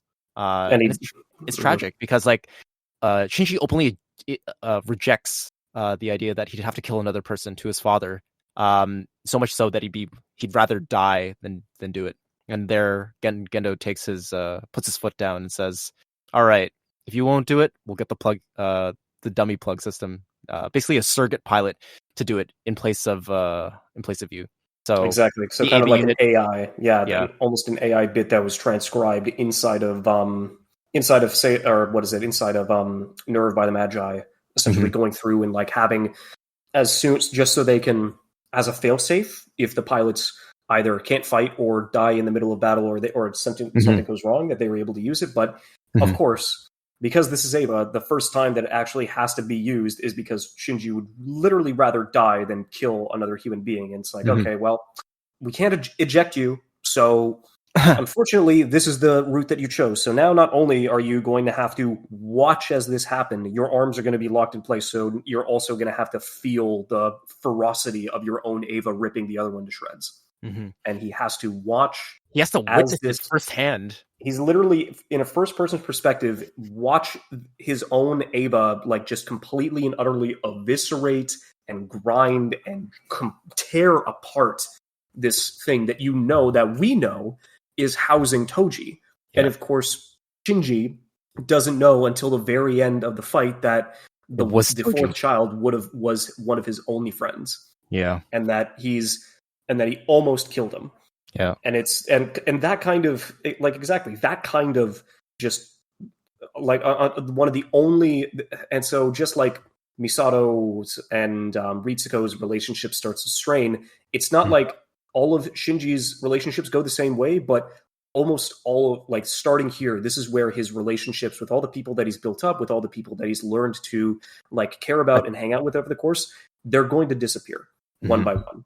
Because this is the last time he's ever going to see Toji. This is because he's going to have to go into intensive care. He's never going to be able to like even face him because he wouldn't have been able to make the choice. Because of course you're forced to make tough decisions. Shinji could have thought he could have tried to incapacitate it to a degree to make sure that it wouldn't have gone to it, but he just couldn't. He just shut down because trauma is a bitch. Yeah, it really doesn't give many people many outs or many different choices to make in the middle of that. And so so this is the beginning of one of the disappearances of one of his many relationships. Fun little fact about that whole scene as well is that Toji, although severely injured, only ends up losing a leg from this incident. And that pays homage to Anno's father, whose father got his leg damaged in a sawmill accident. Yeah. So it's kind of, it's an interesting sort of interesting, like specific, like a very specific injury for this one character as kind of like a nod. But I guess that was definitely him. Yeah. So it's telling that Anno draws a lot of influence from his own personal experiences in life and puts it into a for in all variety. So from this point, we get to see not just only Toji start to deteriorate and the relationships between Misato and Ritsuko deteriorate. We see the other pilots also deteriorating. Rei coming to terms with how she feels about just existing, and being surprised by that she's able to feel emotions, or maybe not emotions, but desires that she's not aware of. I think it's in should I say here? Basically, there's the 16th angel that appears, and it takes the form of a long, white, kind of like snake, essentially, an umbilical cord, that tries to merge and connect to the angels. So it makes it really dangerous to interact with this angel, and even holding on to it, it attempts to merge and communicate with the pilots, which is super dangerous. So Rei goes through this process where she's kind of has to figure out what it is that she's feeling, her desires to be with Shinji, and just her states of connection. And in seeing that this angel is a danger to or threat to Shinji, she shoots the angel into herself and detonates the core in order to save everybody else. She has a flashback to Gendo, one of her only other connections to the world. And seeing this from the sidelines is tragic. It's she like on the sidelines in Nerve headquarters. After the explosion, they mark that it's now a reconnaissance mission if anything happens. Because just all of it is just like deteriorating one by one. All of Shinji's relationships that he's actually like been able to like struggle and keep together just kind of like start to vanish and go through, and not everything. He's able to at least have one final like hurrah and essential, because he was after like forcing himself to go and like tear through Toji. It's just he does it like he ends up like trying to leave again, but this time it's just kind of like, okay, let him go. He's nothing to us anymore. We have the dummy plug system now. It doesn't necessarily matter. Just go and let him be, and essentially let him do what he wants. He's just a petulant child that's throwing a tantrum, even though it's literally a child that was forced to like watch one of his only friends get massacred. But you know what? That's just kind of how cold, distant Gendo is in semblance. I think like even just taking on like the grander scheme of things from Gendo's point of view, it's a necessary cost that humanity just has to take on, because this is an existential threat for the entirety of the race, not just the handful of individuals. So is Gendo justified in taking these means? Debatable, but it's definitely not a great case for anybody else who's around him. Yeah, it's never the case. It's just, everything kind of starts, like, everybody starts losing somebody, everybody, like, starts going through, and there's not really, and like you said before, the angels definitely, like, start getting more malicious in their ways to essentially, like, start fighting the rest of the angels. And I mean... like, episode 19, where, basically there's an angel that's out there out of orbit, a low orbit, and it's beaming in rays of light to attack or communicate with the AVA units, and there's nothing they can do other than try to launch like long range projectiles against it. And even if they do hit, their AT fields are essentially so strong that like no one can pierce it. And that's definitely, the AT fields, like, in general, are also like a huge description in of themselves, because just kind of like the Avas, the angels have these fields that are incredibly powerful, incredibly just not necessarily dense, but protective over the course of all of them. And so they're able, that's one of the reasons why the angels the Avas are the only ones to fight the angels, considering that no human-made piece of ordnance can break through the AT field. It's only utilizing the AT fields that the Avas have within themselves that they're able to break it, and they're the only ones that can essentially like fight, and they're the only ones that they're able to go through. And on top of that being like a duality, as well as a kind of like connection to just the kind of fields that people put up around ourselves to essentially like keep people at bay, and to make sure to not let anybody in, to not let anybody else like experience our own traumas, to kind of give that physical manifest in like the powers that be relating to the Avas themselves. And so it's definitely kind of cool how those kind of like sync around, but it's definitely nice to see that that's kind of how they're the ones that end up doing the what is it? Well, okay, yeah.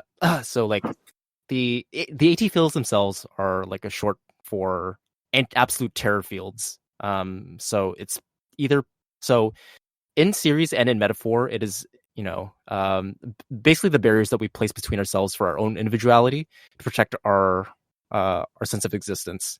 And it manifests in the series as a means of defense against the angels as well as other people. So it's an interesting concept, presented both literally and figuratively between the characters and the angels themselves. So basically the Azrael, I think it is out in low orbit, shooting a beam of light against AV Unit 2. Asuka is in the cockpit trying to take out this angel, and she's bombarded with a psychological attack that traumatizes and incapacitates, like so much so to the degree that it incapacitates Asuka, and that after getting orders to retreat, she'd say Asuka is in such low mental state that she says that she'd rather die than be saved by somebody else, or more specifically being saved by Rey, because now in recent events Rey had been getting more praise and attention from her peers than she was, and she feels inferior now as a result of it. Because it's like been such a long time since Asuka's felt like any semblance of success, especially on her own. Like she was able to defeat an angel before heading over into it, but the last two angels that she essentially successfully defeated was with the help of Shinji. And every single piece of that like kind of breaks away at her psyche, like breaking away at her sense of worth, and like leading into the rest of it, just trying to come to semblance with, she doesn't want to forge connections, but the only way that she'll be able to save herself is by actually like taking on and asking for help. which is very difficult to do, like not only in the show, but like outside of it in general. But she never tries to come to terms with it. She never tries to like go through. She just suffers defeat after defeat after defeat, where she's always just thrown away and discarded by every other angel that she has come into contact with. And so this was, on top of having on losing her synchronization rate with her own Ava, this would have been like, she thought this was it. Like, if I can't beat this on my own, if I can't do this, then I'm just not even worth it, which is just more than enough of a tragic piece, considering that ultimately she does fail here too, in what is possibly like one of the most like traumatic semblances of like cuts and scenes like in anime in general. Like if you want to literally visualize a just complete mental breakdown of a character, it's just like the agonizing 4 minutes or so of the angel just prying apart Asuka's psyche, just like piece by piece, all of her insecurities, all of her trauma, all of her like mishaps and disconnects that she's made in this world. Like, it's just, it's not a good watch. And like, it is. We're laid to bear witness to Asuka's expression in all that, where she's just screaming in pain for what she's about to endure. And yeah, it's really uncomfortable to watch. The use of Ode to Joy in the background is also contrasting against how we should be feeling. This is I mean, music choice in this series is fascinating because Ode to Joy being a very triumphant, very expressive, almost like uplifting piece of music to be set against such like the disparaging experience that Asuka has to face is interesting. There's just a lot of like good pieces of music that essentially like goes through and leads into it. I mean, the battle themes definitely kind of like line up pretty well, especially with the first half of the series, like being a good introduction into the threats that all of them essentially have to face, even though it sounds incredibly eerily like a James Bond, like one of the James Bond pieces. It's tempted on top of that. Yeah, that's it's a sort of vein, but it fits like the military sort of theme of the series.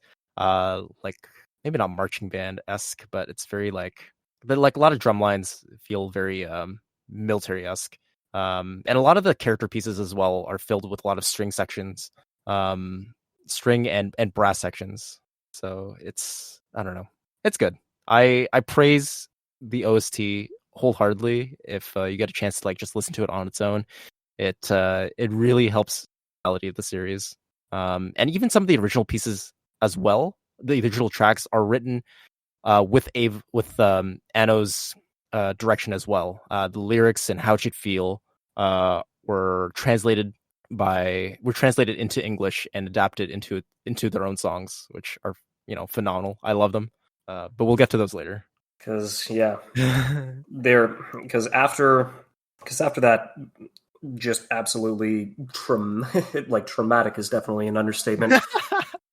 Just forcing her to kind of go through like that kind of semblance, and it's kind of like Asuka just never, like, leading into the movies, like Asuka just past the early episodes, she doesn't ever find another victory after this. Like, she doesn't have like a single.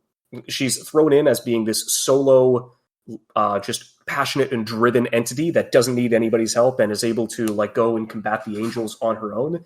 And she never gets any kind of solo, just solo victory throughout the entirety of this series, just which consistently breaks her, and leading into the point where the last out that the angel ever gives to Asuka to stop the pain is to literally just accept the fact that you're lonely and that you're looking for a connection, and that you're looking for people to essentially bring in and actually accept you for who you are.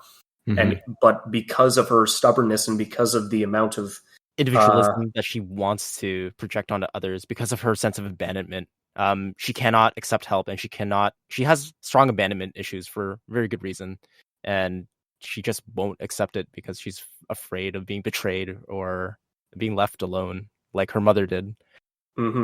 which then forces Rey to step in to use essentially their trump card to destroy the Eva and cast it out into space, which is the Lance of Longinus.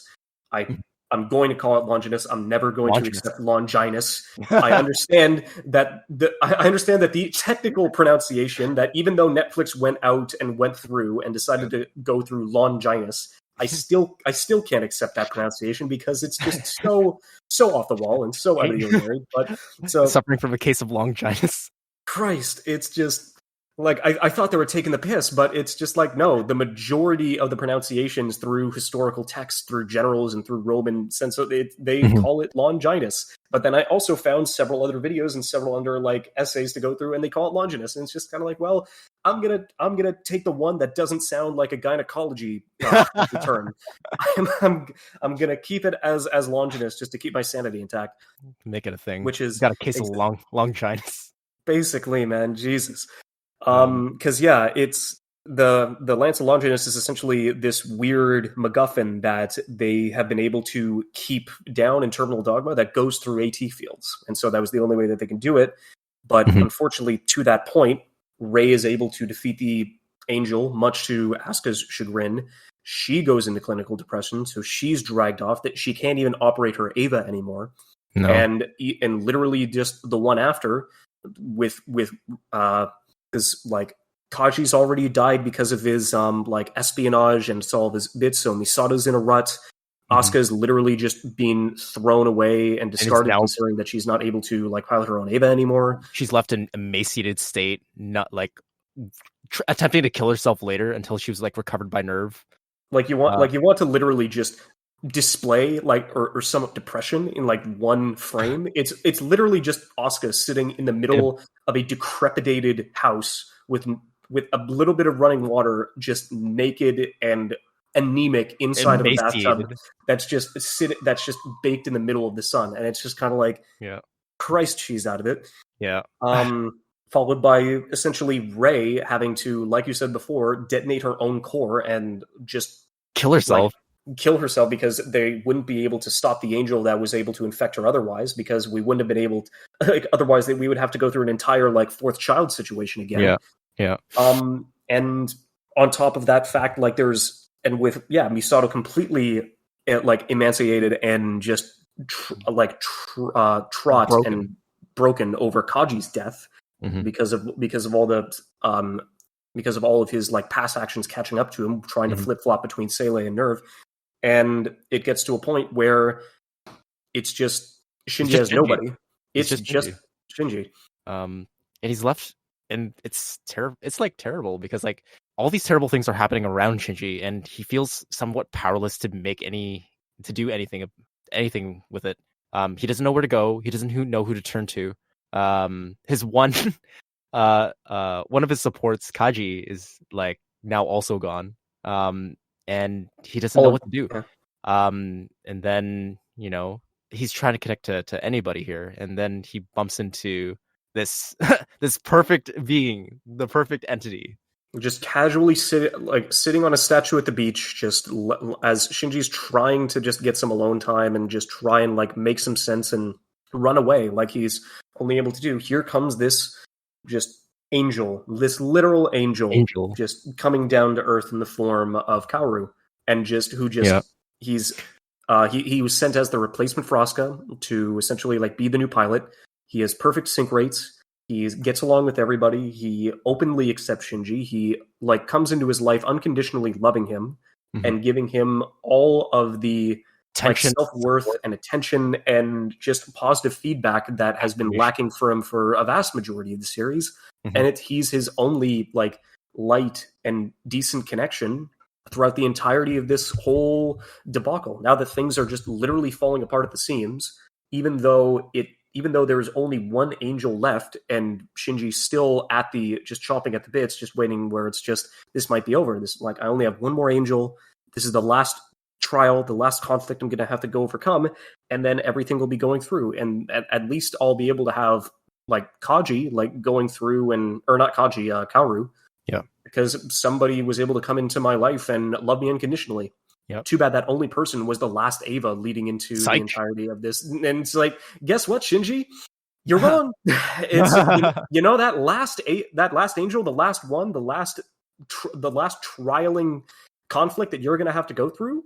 There he is, and now you have two choices because he is going down terminal dogma. He is going to merge with Lilith, which is going to trigger the third impact, and he's going to bring about the end of the world. Yeah, wipe out all humanity. Yeah, and that's it because Kaoru is the last angel, and he is going to be the only way where third impact goes through. And so now Shinji, even though after several days getting to know him, like embracing him and essentially like bringing him into his life as the only like piece of positivity and just light that is left in his life, he is now forced to come to terms with that. He is now forced to come into conflict with Kaoru, and at the edge of the gates of hell, with Kaoru literally giving him the choice.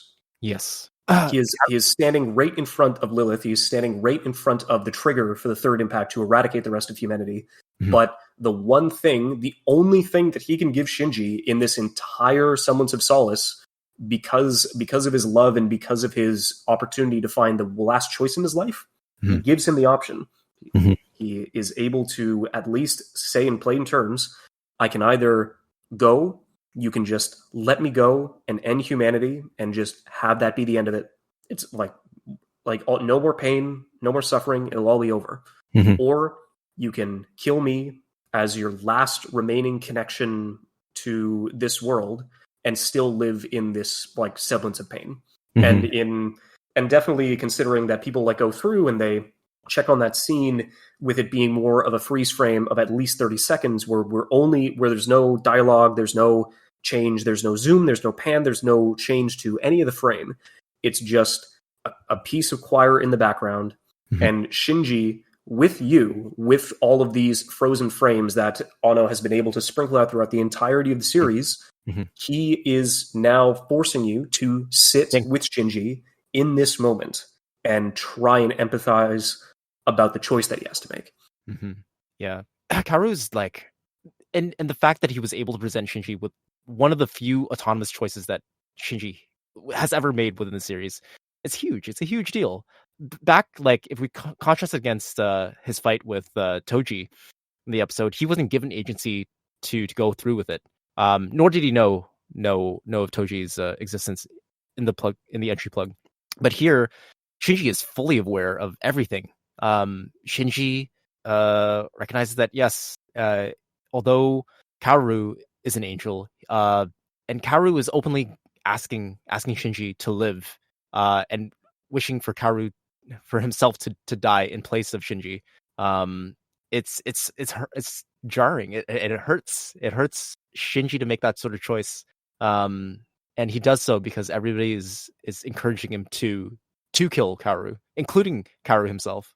And later, after he's killed Kaoru, he sits on the beach where he first met Kaoru and contemplates with Misato whether or not he did the right choice. In Shinji's words, he was a much nicer person than Kaoru, but Misato affirms against that idea that he was an angel and he was going to initiate third impact and kill everybody. He lost the will to live and doesn't deserve to live. And Shinji just has to persist and exist. Live through the pain. Yeah. Work through the pain, which is not a lot. And so I guess in that case, we now get episodes 25 and 26, which are different, to say the least. Considering that it was so mind-boggling in a way for the series to end, because it was essentially not that concrete. It was a jumble for the very last frame that we got in episode 24 was ending on them sitting on the beach, Misato and Shinji, and then jump to episode 25. We're presented with the cut of Shinji in the hospital room, and he's just thinking about what to think of everything that's transpired up to this point. And the episode is entirely presented in abstraction and surrealism. You don't know. We understand that Shinji isn't in a physical space, but he's like thinking about his past versions. We're definitely seeing a lot of like surreal depictions of him in his mental space, where he's on the train car alongside everybody else who has otherwise should have been incapacitated or dead, and he's trying to come to terms with who he is. because it always comes back to the train cars, where it was one of his only pieces of solace. It was one of his only like places to think. It was one of his only places to actually just come to terms with the rest of it.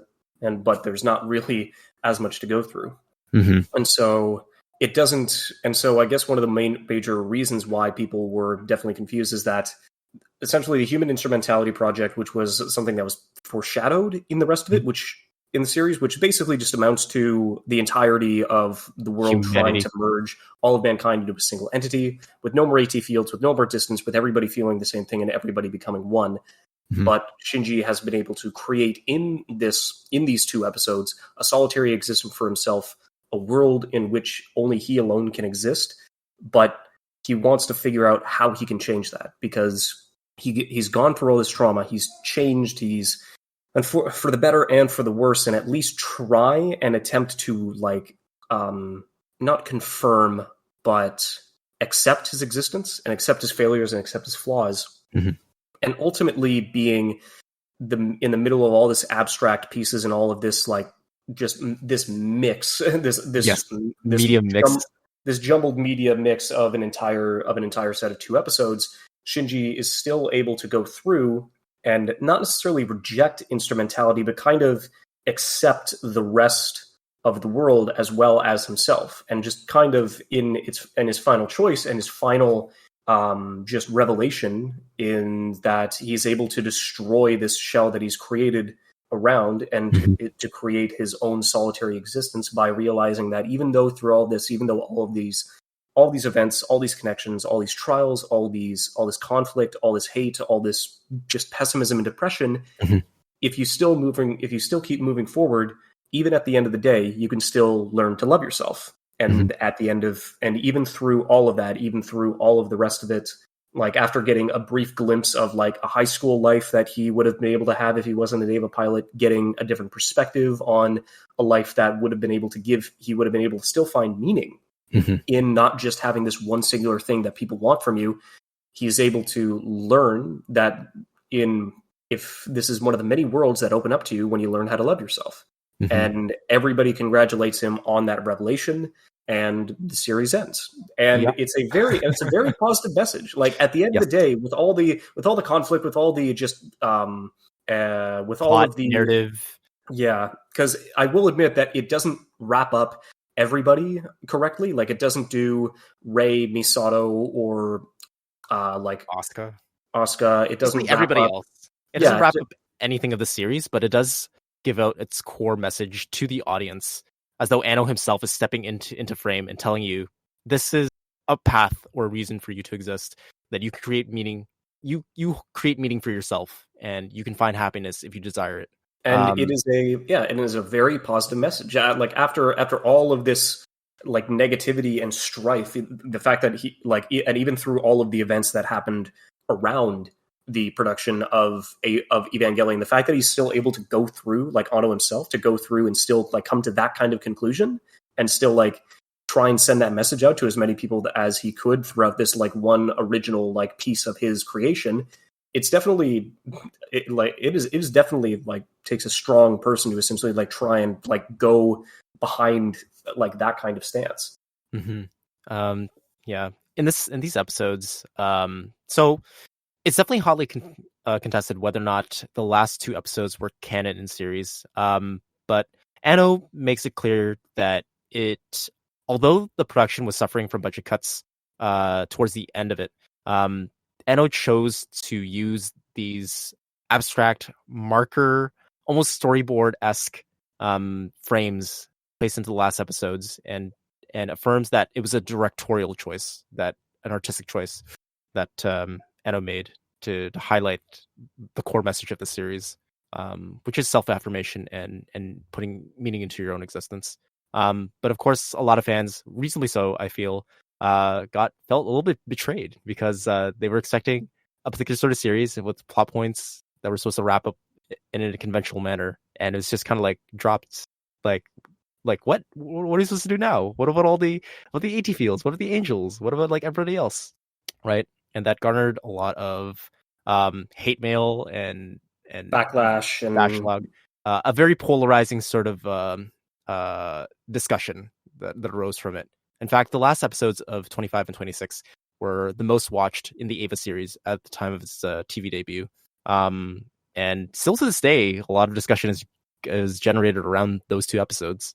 So yeah.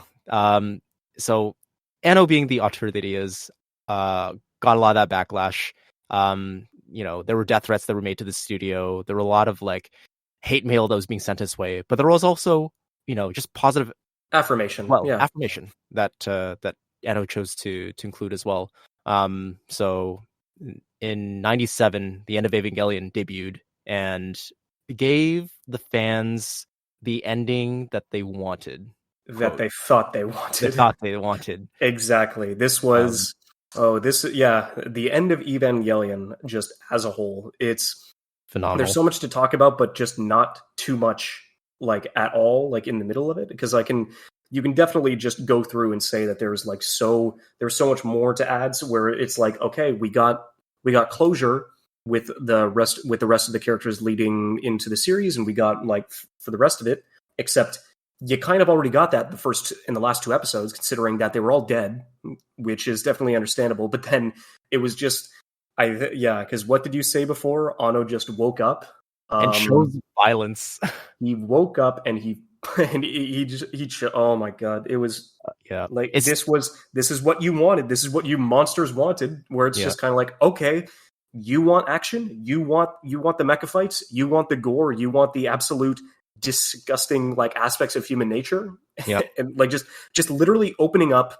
This would have been like not a treat. This would have been an experience to go through in theaters. Like I could only imagine the subversion to everybody's expectation, and Anno's just holding no punches against the audience that criticized him. Not even just the audience themselves, also like fellow peers and other animators and directors who thought that the last two episodes were lazy, and because they weren't on celluloid frames, that it made it disingenuous to Anno's true intentions. But Anno had things to say when he made End of Evangelion, and he had a lot. Yeah, he had things to say. He retaliated. He retaliated against the industry. He retaliated against these so-called fans. He retaliated against like basically any other like otaku or any semblance of a character or person trying to get into this. Mm-hmm. Tropes, like retaliating against the tropes of the industry practices at the time. Like Anno made this series as an antithesis to the anime scape as a whole, the otaku fandom, the trends of media, the trends of larger corporations and franchises, against the artistic direction. And Anno disproved, or at least attempted to disprove, a lot of them. So the end of Evangelion starts off its series with Shinji and Asuka in a hospital room, where Asuka is left in her comatose state from episode 22 or so. Shinji is begging anybody to give him some attention or somebody to lean on.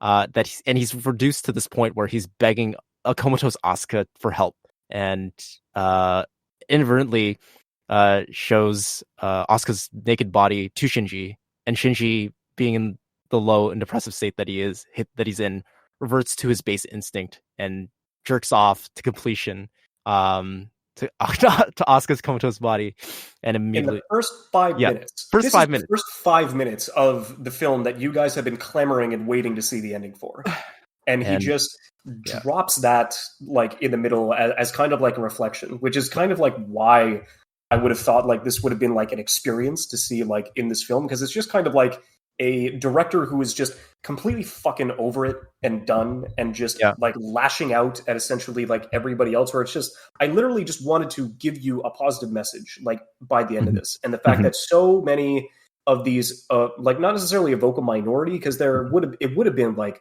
diversive just to say the least. But like just so many like nods and like a finger pointing directly out at the audience in so many like cases in this film, where it's just how successful the merchandise behind like Rei and Asuka was, where it's just kind of like, you greasy like unbenevolent fuckers literally are just like jerking it to all these 2D women and not essentially like trying to go out and experience and Life. interact with the real world. You're not experiencing life. You are literally, and it's like, oh yeah, no, like, God, Shinji is just kind of like low and Jotron and kind of like disgusting in this moment. It's like, yes, Like, he is. I wonder where I got that influence from. Yes. And the fact that like it's so ironic that the obsessive otaku fandom was able to fuel funds for the series. So because of how obsessed people were with the Rei and Asuka figures that came out from the production of Eva, where Anno himself was kind of puzzled at the time because all the characters are just really flawed and really sick, yet people love them. And you know, if the entire series is to critique obsessive otaku or reclusive behaviors, it's done the exact opposite and it's only exacerbated the sort of ideas. Evangelion to this day is like a huge moneymaker. It revolutionized and paved the way for experimental anime to be made because of its success, in spite of all of the critique and objection that Anno had for the industry at the time. It only ended up fueling it. So Anno with that resource decided that, you know what, let's go all out. If I need to be more direct with my message because clearly I'm not reaching these kids. You guys clearly didn't get it and the first time around. And so right.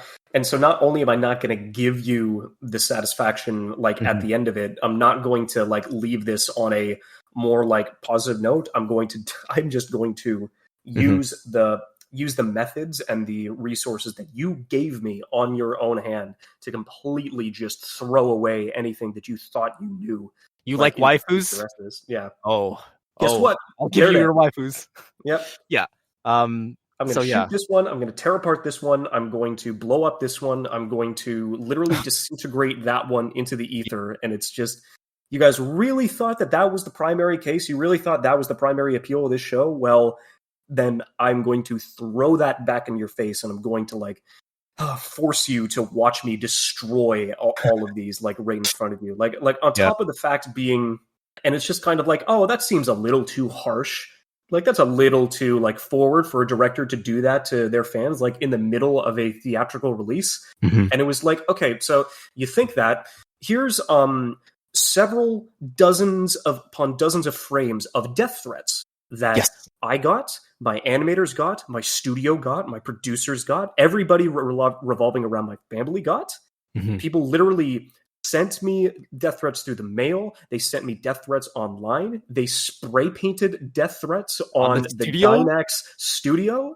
And you think these fuckers didn't deserve a little bit of repentance and a little bit of like leeway and hit back? It's like, no. And literally just, I don't know if it was the primary screening or if it was just like a random theater that they went through, but like literally in the middle of human instrumentality, in the middle of the LCL, and where all of humanity is going through, it's literally a panning shot of like not only of the audience of the theater, which I don't know. Like I said before, I don't know if that was like one of the primary screenings. I don't know if that was like a set of people that kind of like want a opportunity to go see it. But it was just kind of like it would be such an interesting experience to just like see a director like literally point his finger and say fuck you, like literally putting a mirror on the screen and pointing it directly back at the audience, where it's just no, I'm not going to give you what you want. This is what you're getting because this is what you asked for. There's even towards like the second half of the film, there's just like so I think the initial screening was for 2 parts of the film. There was like it could have been the audience for Death and Rebirth. Death and Rebirth, right? That could have been it. Yeah. Yes. Which they used for the film to layer in that message. But yes, it still stands. It stands true. Really interesting take. And we'll get into that a little bit later. So the whole premise of End of Evangelion is that it's supposed to wrap up a lot of the end plot points. The cabal of Sele's intention and in trying to start human instrumentality for their own ends. We get to see the ends of Rei and Asuka and Shinji's arcs all here. We get to see Misato also completing her arc, where Basically, because word had gotten out that Sele. So hang on. Gendo has his own agenda for starting human instrumentality. Sele wants to use it for another means. So Sele uses their connections to trick, I think it's the JDSF and the other sort of military force that they have, into thinking that Nerve was going to start Third Impact. And that's why you see in the beginning frames why the beginning moments of the movie, why they're going so hard to retrieve Nerve's headquarters. And it's fucking brutal. Like Yeah. there's no semblance of like hit back. There's no there's no intent to try and fight back, because all of these a lot of these people who are working at Nerve are like engineers and social workers. Like they're smart and they're good at their jobs and they know but they've done a training day or two to know how to like operate a firearm, like just in the very, very worst case. But like none of them were expecting to get into this job to like become a soldier and to like fight for the rest of it, because that's what the Aves were doing. And they didn't necessarily think like you're fighting extraterrestrial beings where a pistol is not really going to do much. You were never expected to fight people. Yes. And so you see these cuts of all the JSDF rolling through the halls, like just mowing down, just neutralizing targets, just basic Nerve like workers, like through the rest of it. Like you see people dragging their friends who have already been shot through the hall only for them to get gunned down themselves. They literally get chucked into a room where they're eviscerated by a flamethrower. Like there's no mercy. There is no semblance of like hit back or just continuous fight for the rest of it. Like there's no way that they can like combat the rest of this thought. Mm-hmm.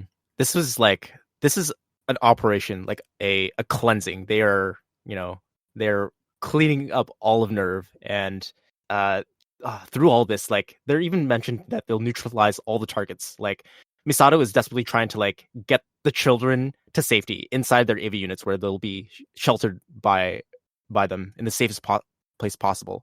Asuka, in her comatose state, is forced into AV Unit 2 to protect herself and placed under the lake near Tokyo 3.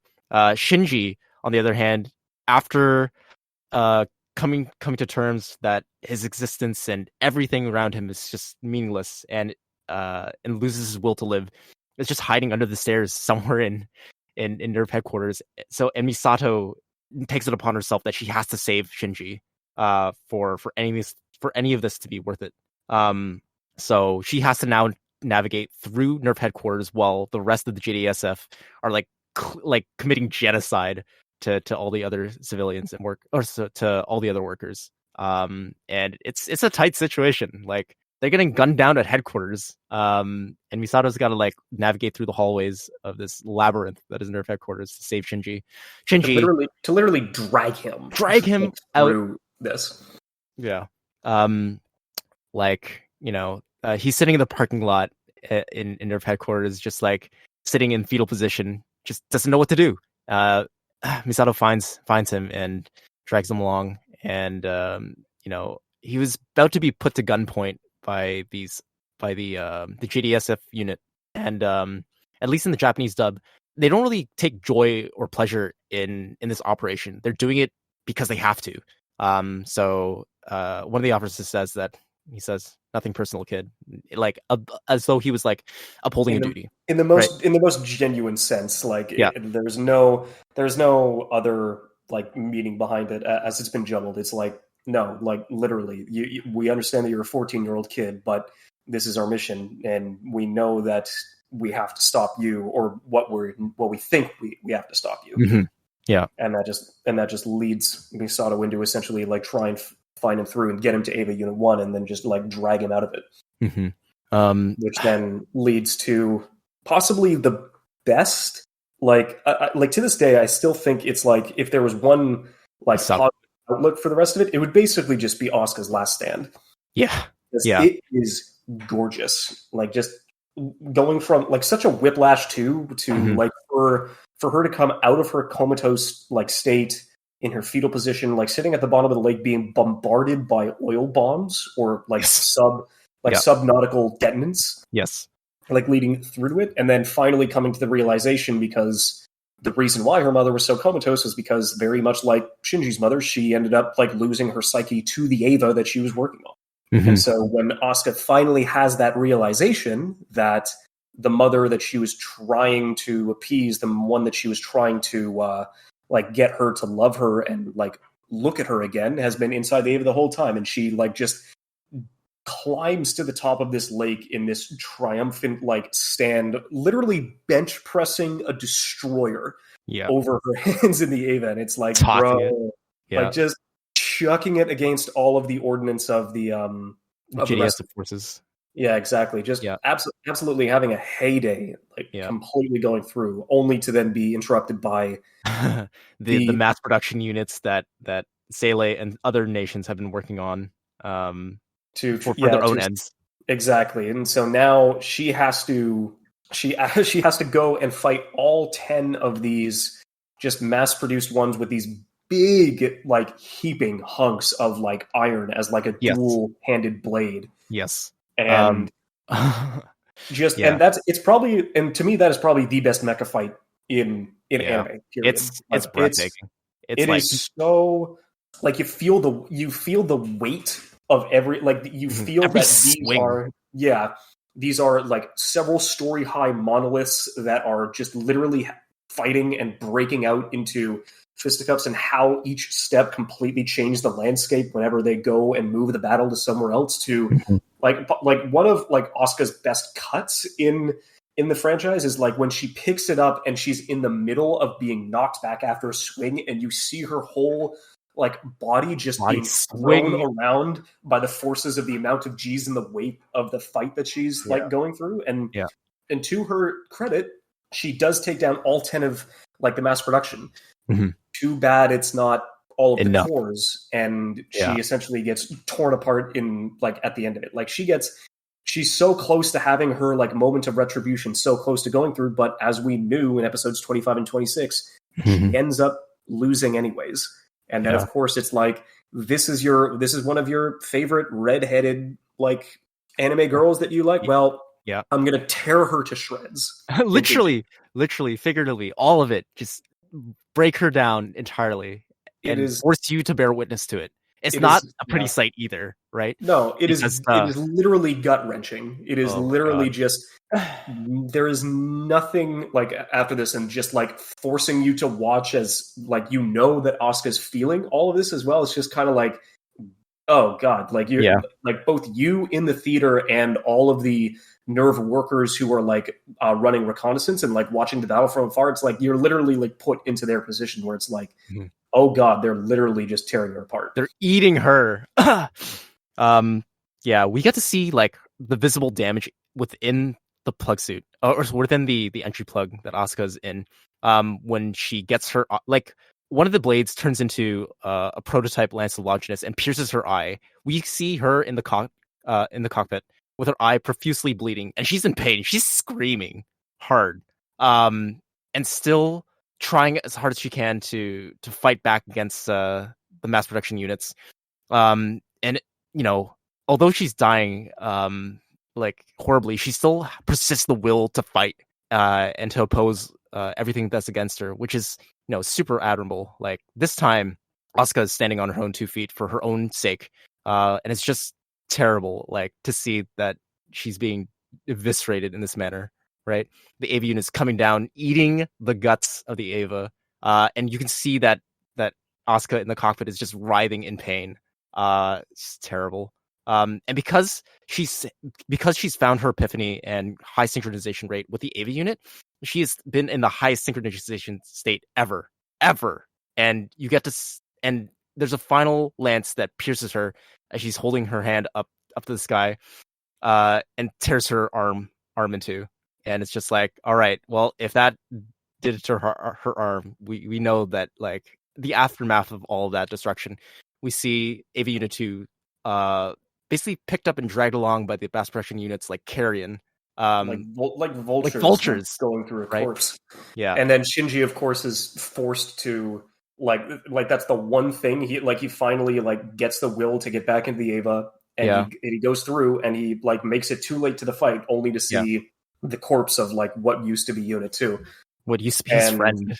yep, exactly. And so at the end of it all, Sele, just like 25 and 26, they go through instrumentality in a much more viscerally just world-ending kind of perspective. Mm-hmm. Like just watching, where if it's just like, yeah, no, everybody's now like formed into one and everybody, yeah, but how exactly would you go about doing that? Yeah. Do you really want to know?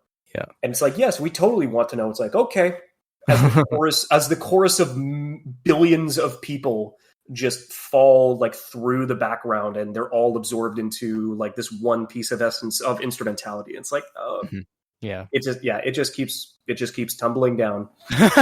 It just keeps Oh, tumbling tumbling down, down. tumbling down, tumbling down. Oh, amazing track. I love it. Such a jaunty, happy tune contrasted against a very depressive, very literal interpretation of everything that's happening around. Of the end of the world, basically. Yeah. Like, God. The lyrics, those particular lyrics were crafted by Anno himself, and you know, it's telling. Like if you read them out, you know, I because now the guilt is all mine.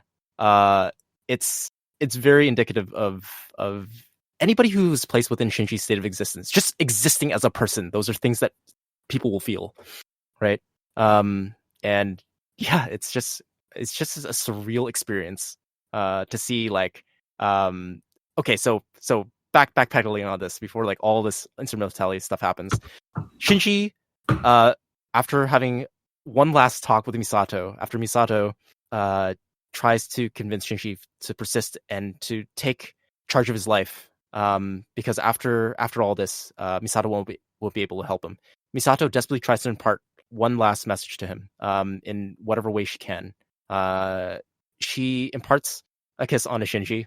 And I think the reason for this is why she uses a kiss as a way to connect with Shinji is because Masato herself sees herself kind of like, she uses her as a point of desire, that if I can't connect with this person emotionally, then I will use what has always conventionally worked with me, which is my body, to convince him. And yeah, just so Shinji, you know, is of course taken aback by this and shoved into the elevator by Misato, where she just keels over and dies. Like, oh, it's so tragic. And like, yeah. That even at the end of the day, like that's the only thing that she can do. It's the only thing. It's the only thing that only way that she knows how. Yeah. So, yeah. And then, like, as soon as we get up to Evangelion Unit 1, Shinji can't even get inside the entry plug because it's cut off by Bakelite. So although Shinji now like found the resolve to like want to help, he can't even. He's removed the choice of doing anything for Asuka while she's being eviscerated. And then like the monitors scream out to say that Shinji, Asuka, well, it's terrible. And then like this is as bleak and as negative and as like forthright that anybody could like ever be in a stage to essentially like let the story play out. It is one of the most depressing endings and to like any sort of series that you will ever find. Mm-hmm. So Shinji gets into the cockpit finally, and he's able to reach the surface and see the destruction that's wrought. His first images upon entering the sky, after being picked up by the rest of the angels, is the mass production use, I should say, is Asuka's the Unit 2's eviscerated state, because we're bombarded with those images directly, and Shinji just lets out a howling scream upon the realization of that. And it's harrowing. We get to, and it zooms out from his perspective out to the grand scale that he's now projected in the sky. Like they are like low orbit. And he is all alone by himself, bearing witness to the beginning of instrumentality. The angels all pick up portions of Eva Unit 1 and form the Tree of Sephiroth, which is, you know, you'll see that in the beginning of the opening theme for the TV series, but now it takes on the symbolic form of an actual tree of basically reaching goddom, where the closest that anything inside of the Eva universe has come to a god. It just starts playing out. So yeah. Meanwhile, while all this is happening, Rei And Rei, Ritsuko, and Gendo are all down in Central Dogma, where Gendo is trying to merge with Lilith, which is basically the key for controlling instrumentality. Gendo merges part of his hand with Adam and tries to direct instrumentality through Rei, who is basically like a gateway, like an object or tool for Gendo to use. But through her experience with living with Shinji and understanding him, she rejects Gendo and chooses Shinji instead to be responsible for instrumentality, and lets him be the fate of these many souls, essentially. Mm-hmm. And And it's and it does lead into the same sort of direction where it's just he's now because now human instrumentality has been continued and it is continuing around Shinji again, but it's yeah, and because it's still trying to go for another ending for the rest of Eva, where it was just kind of like, okay, I already tried to tell you this ending once.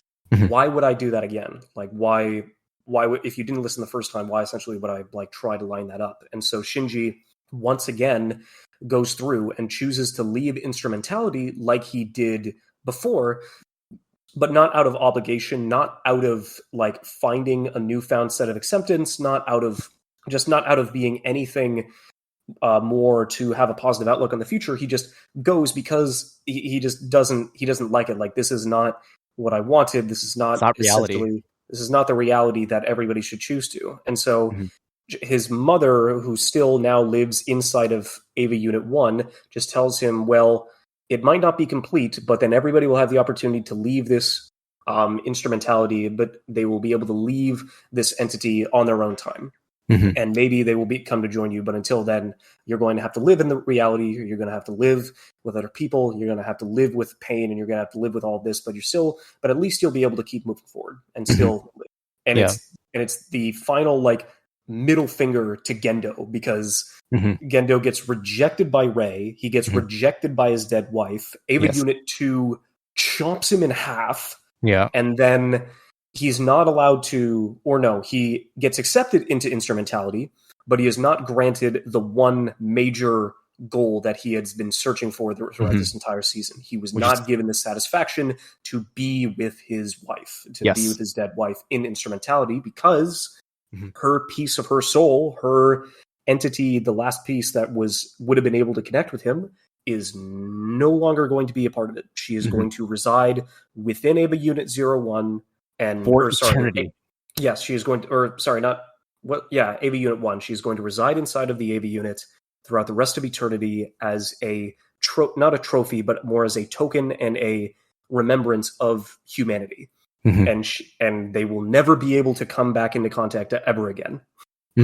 Which then leads up to Shinji going through and resurfacing in the Red Seas after the apocalypse, after everything is kind of just stopped partway through, and instrumentality is essentially like still happened, but now it's incomplete, and people now have the opportunity or the choice to return to reality.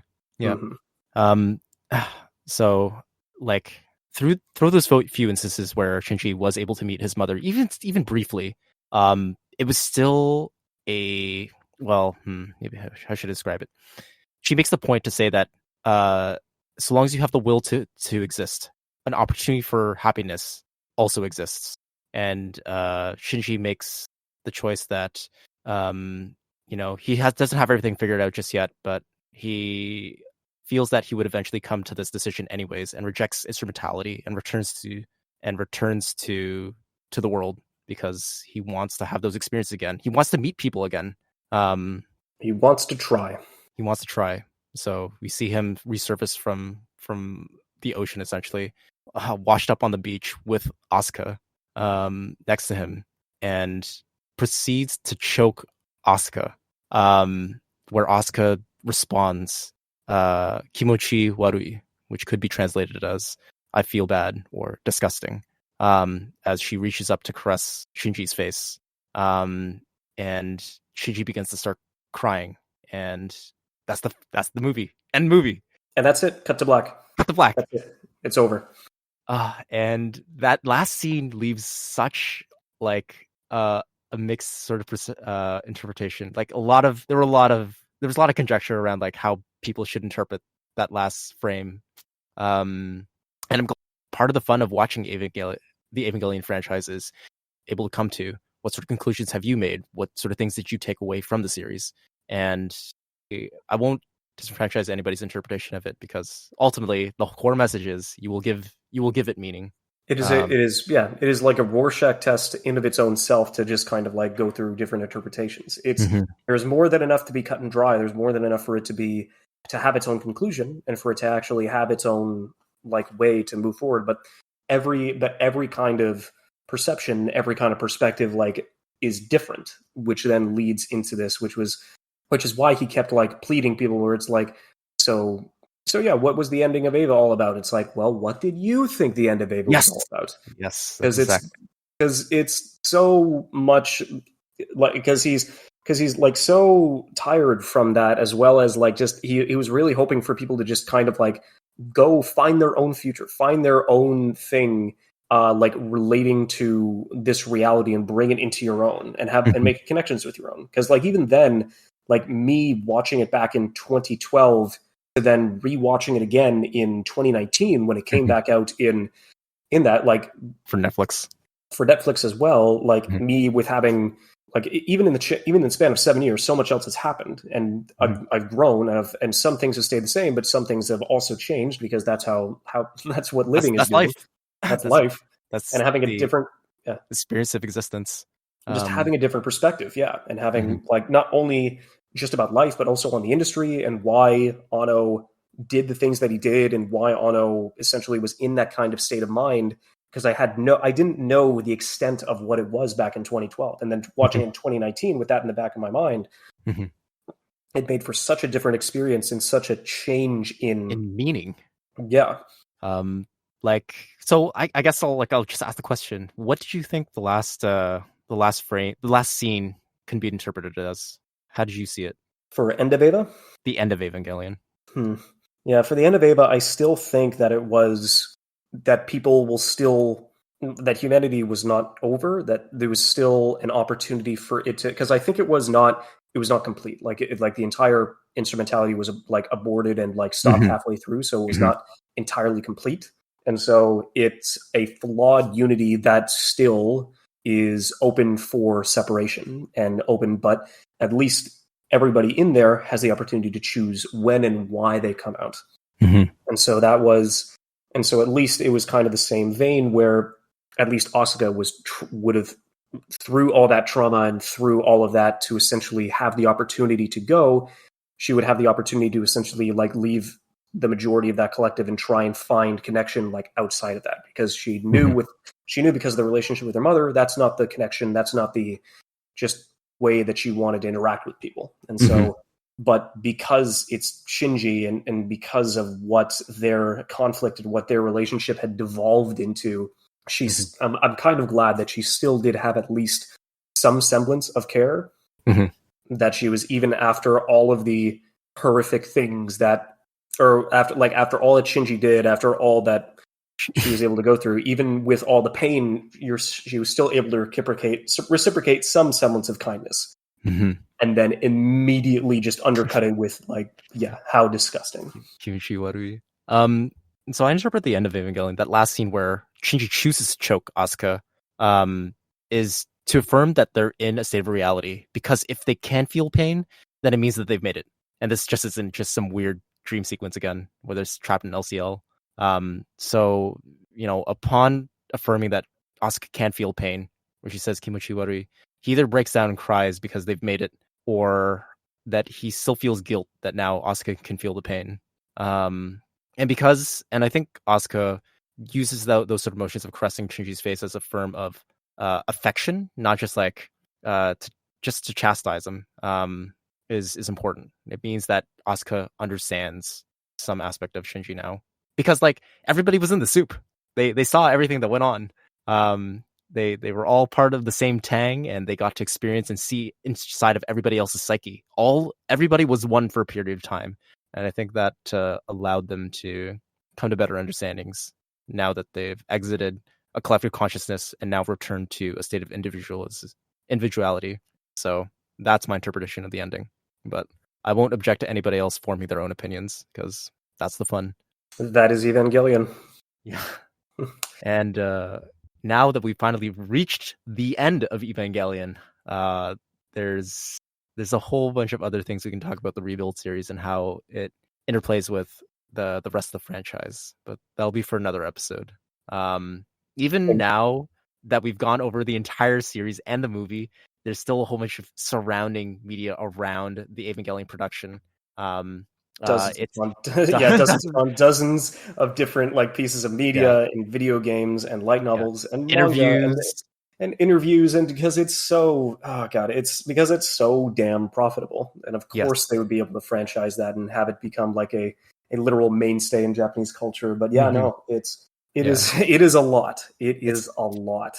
Huge industry impact. Rei and Asuka's existence have painted the archetype for all future sort of character templates. Like you can see it in the most recent iteration that I can think of is Darling in the Franxx, where we have 02. Literally.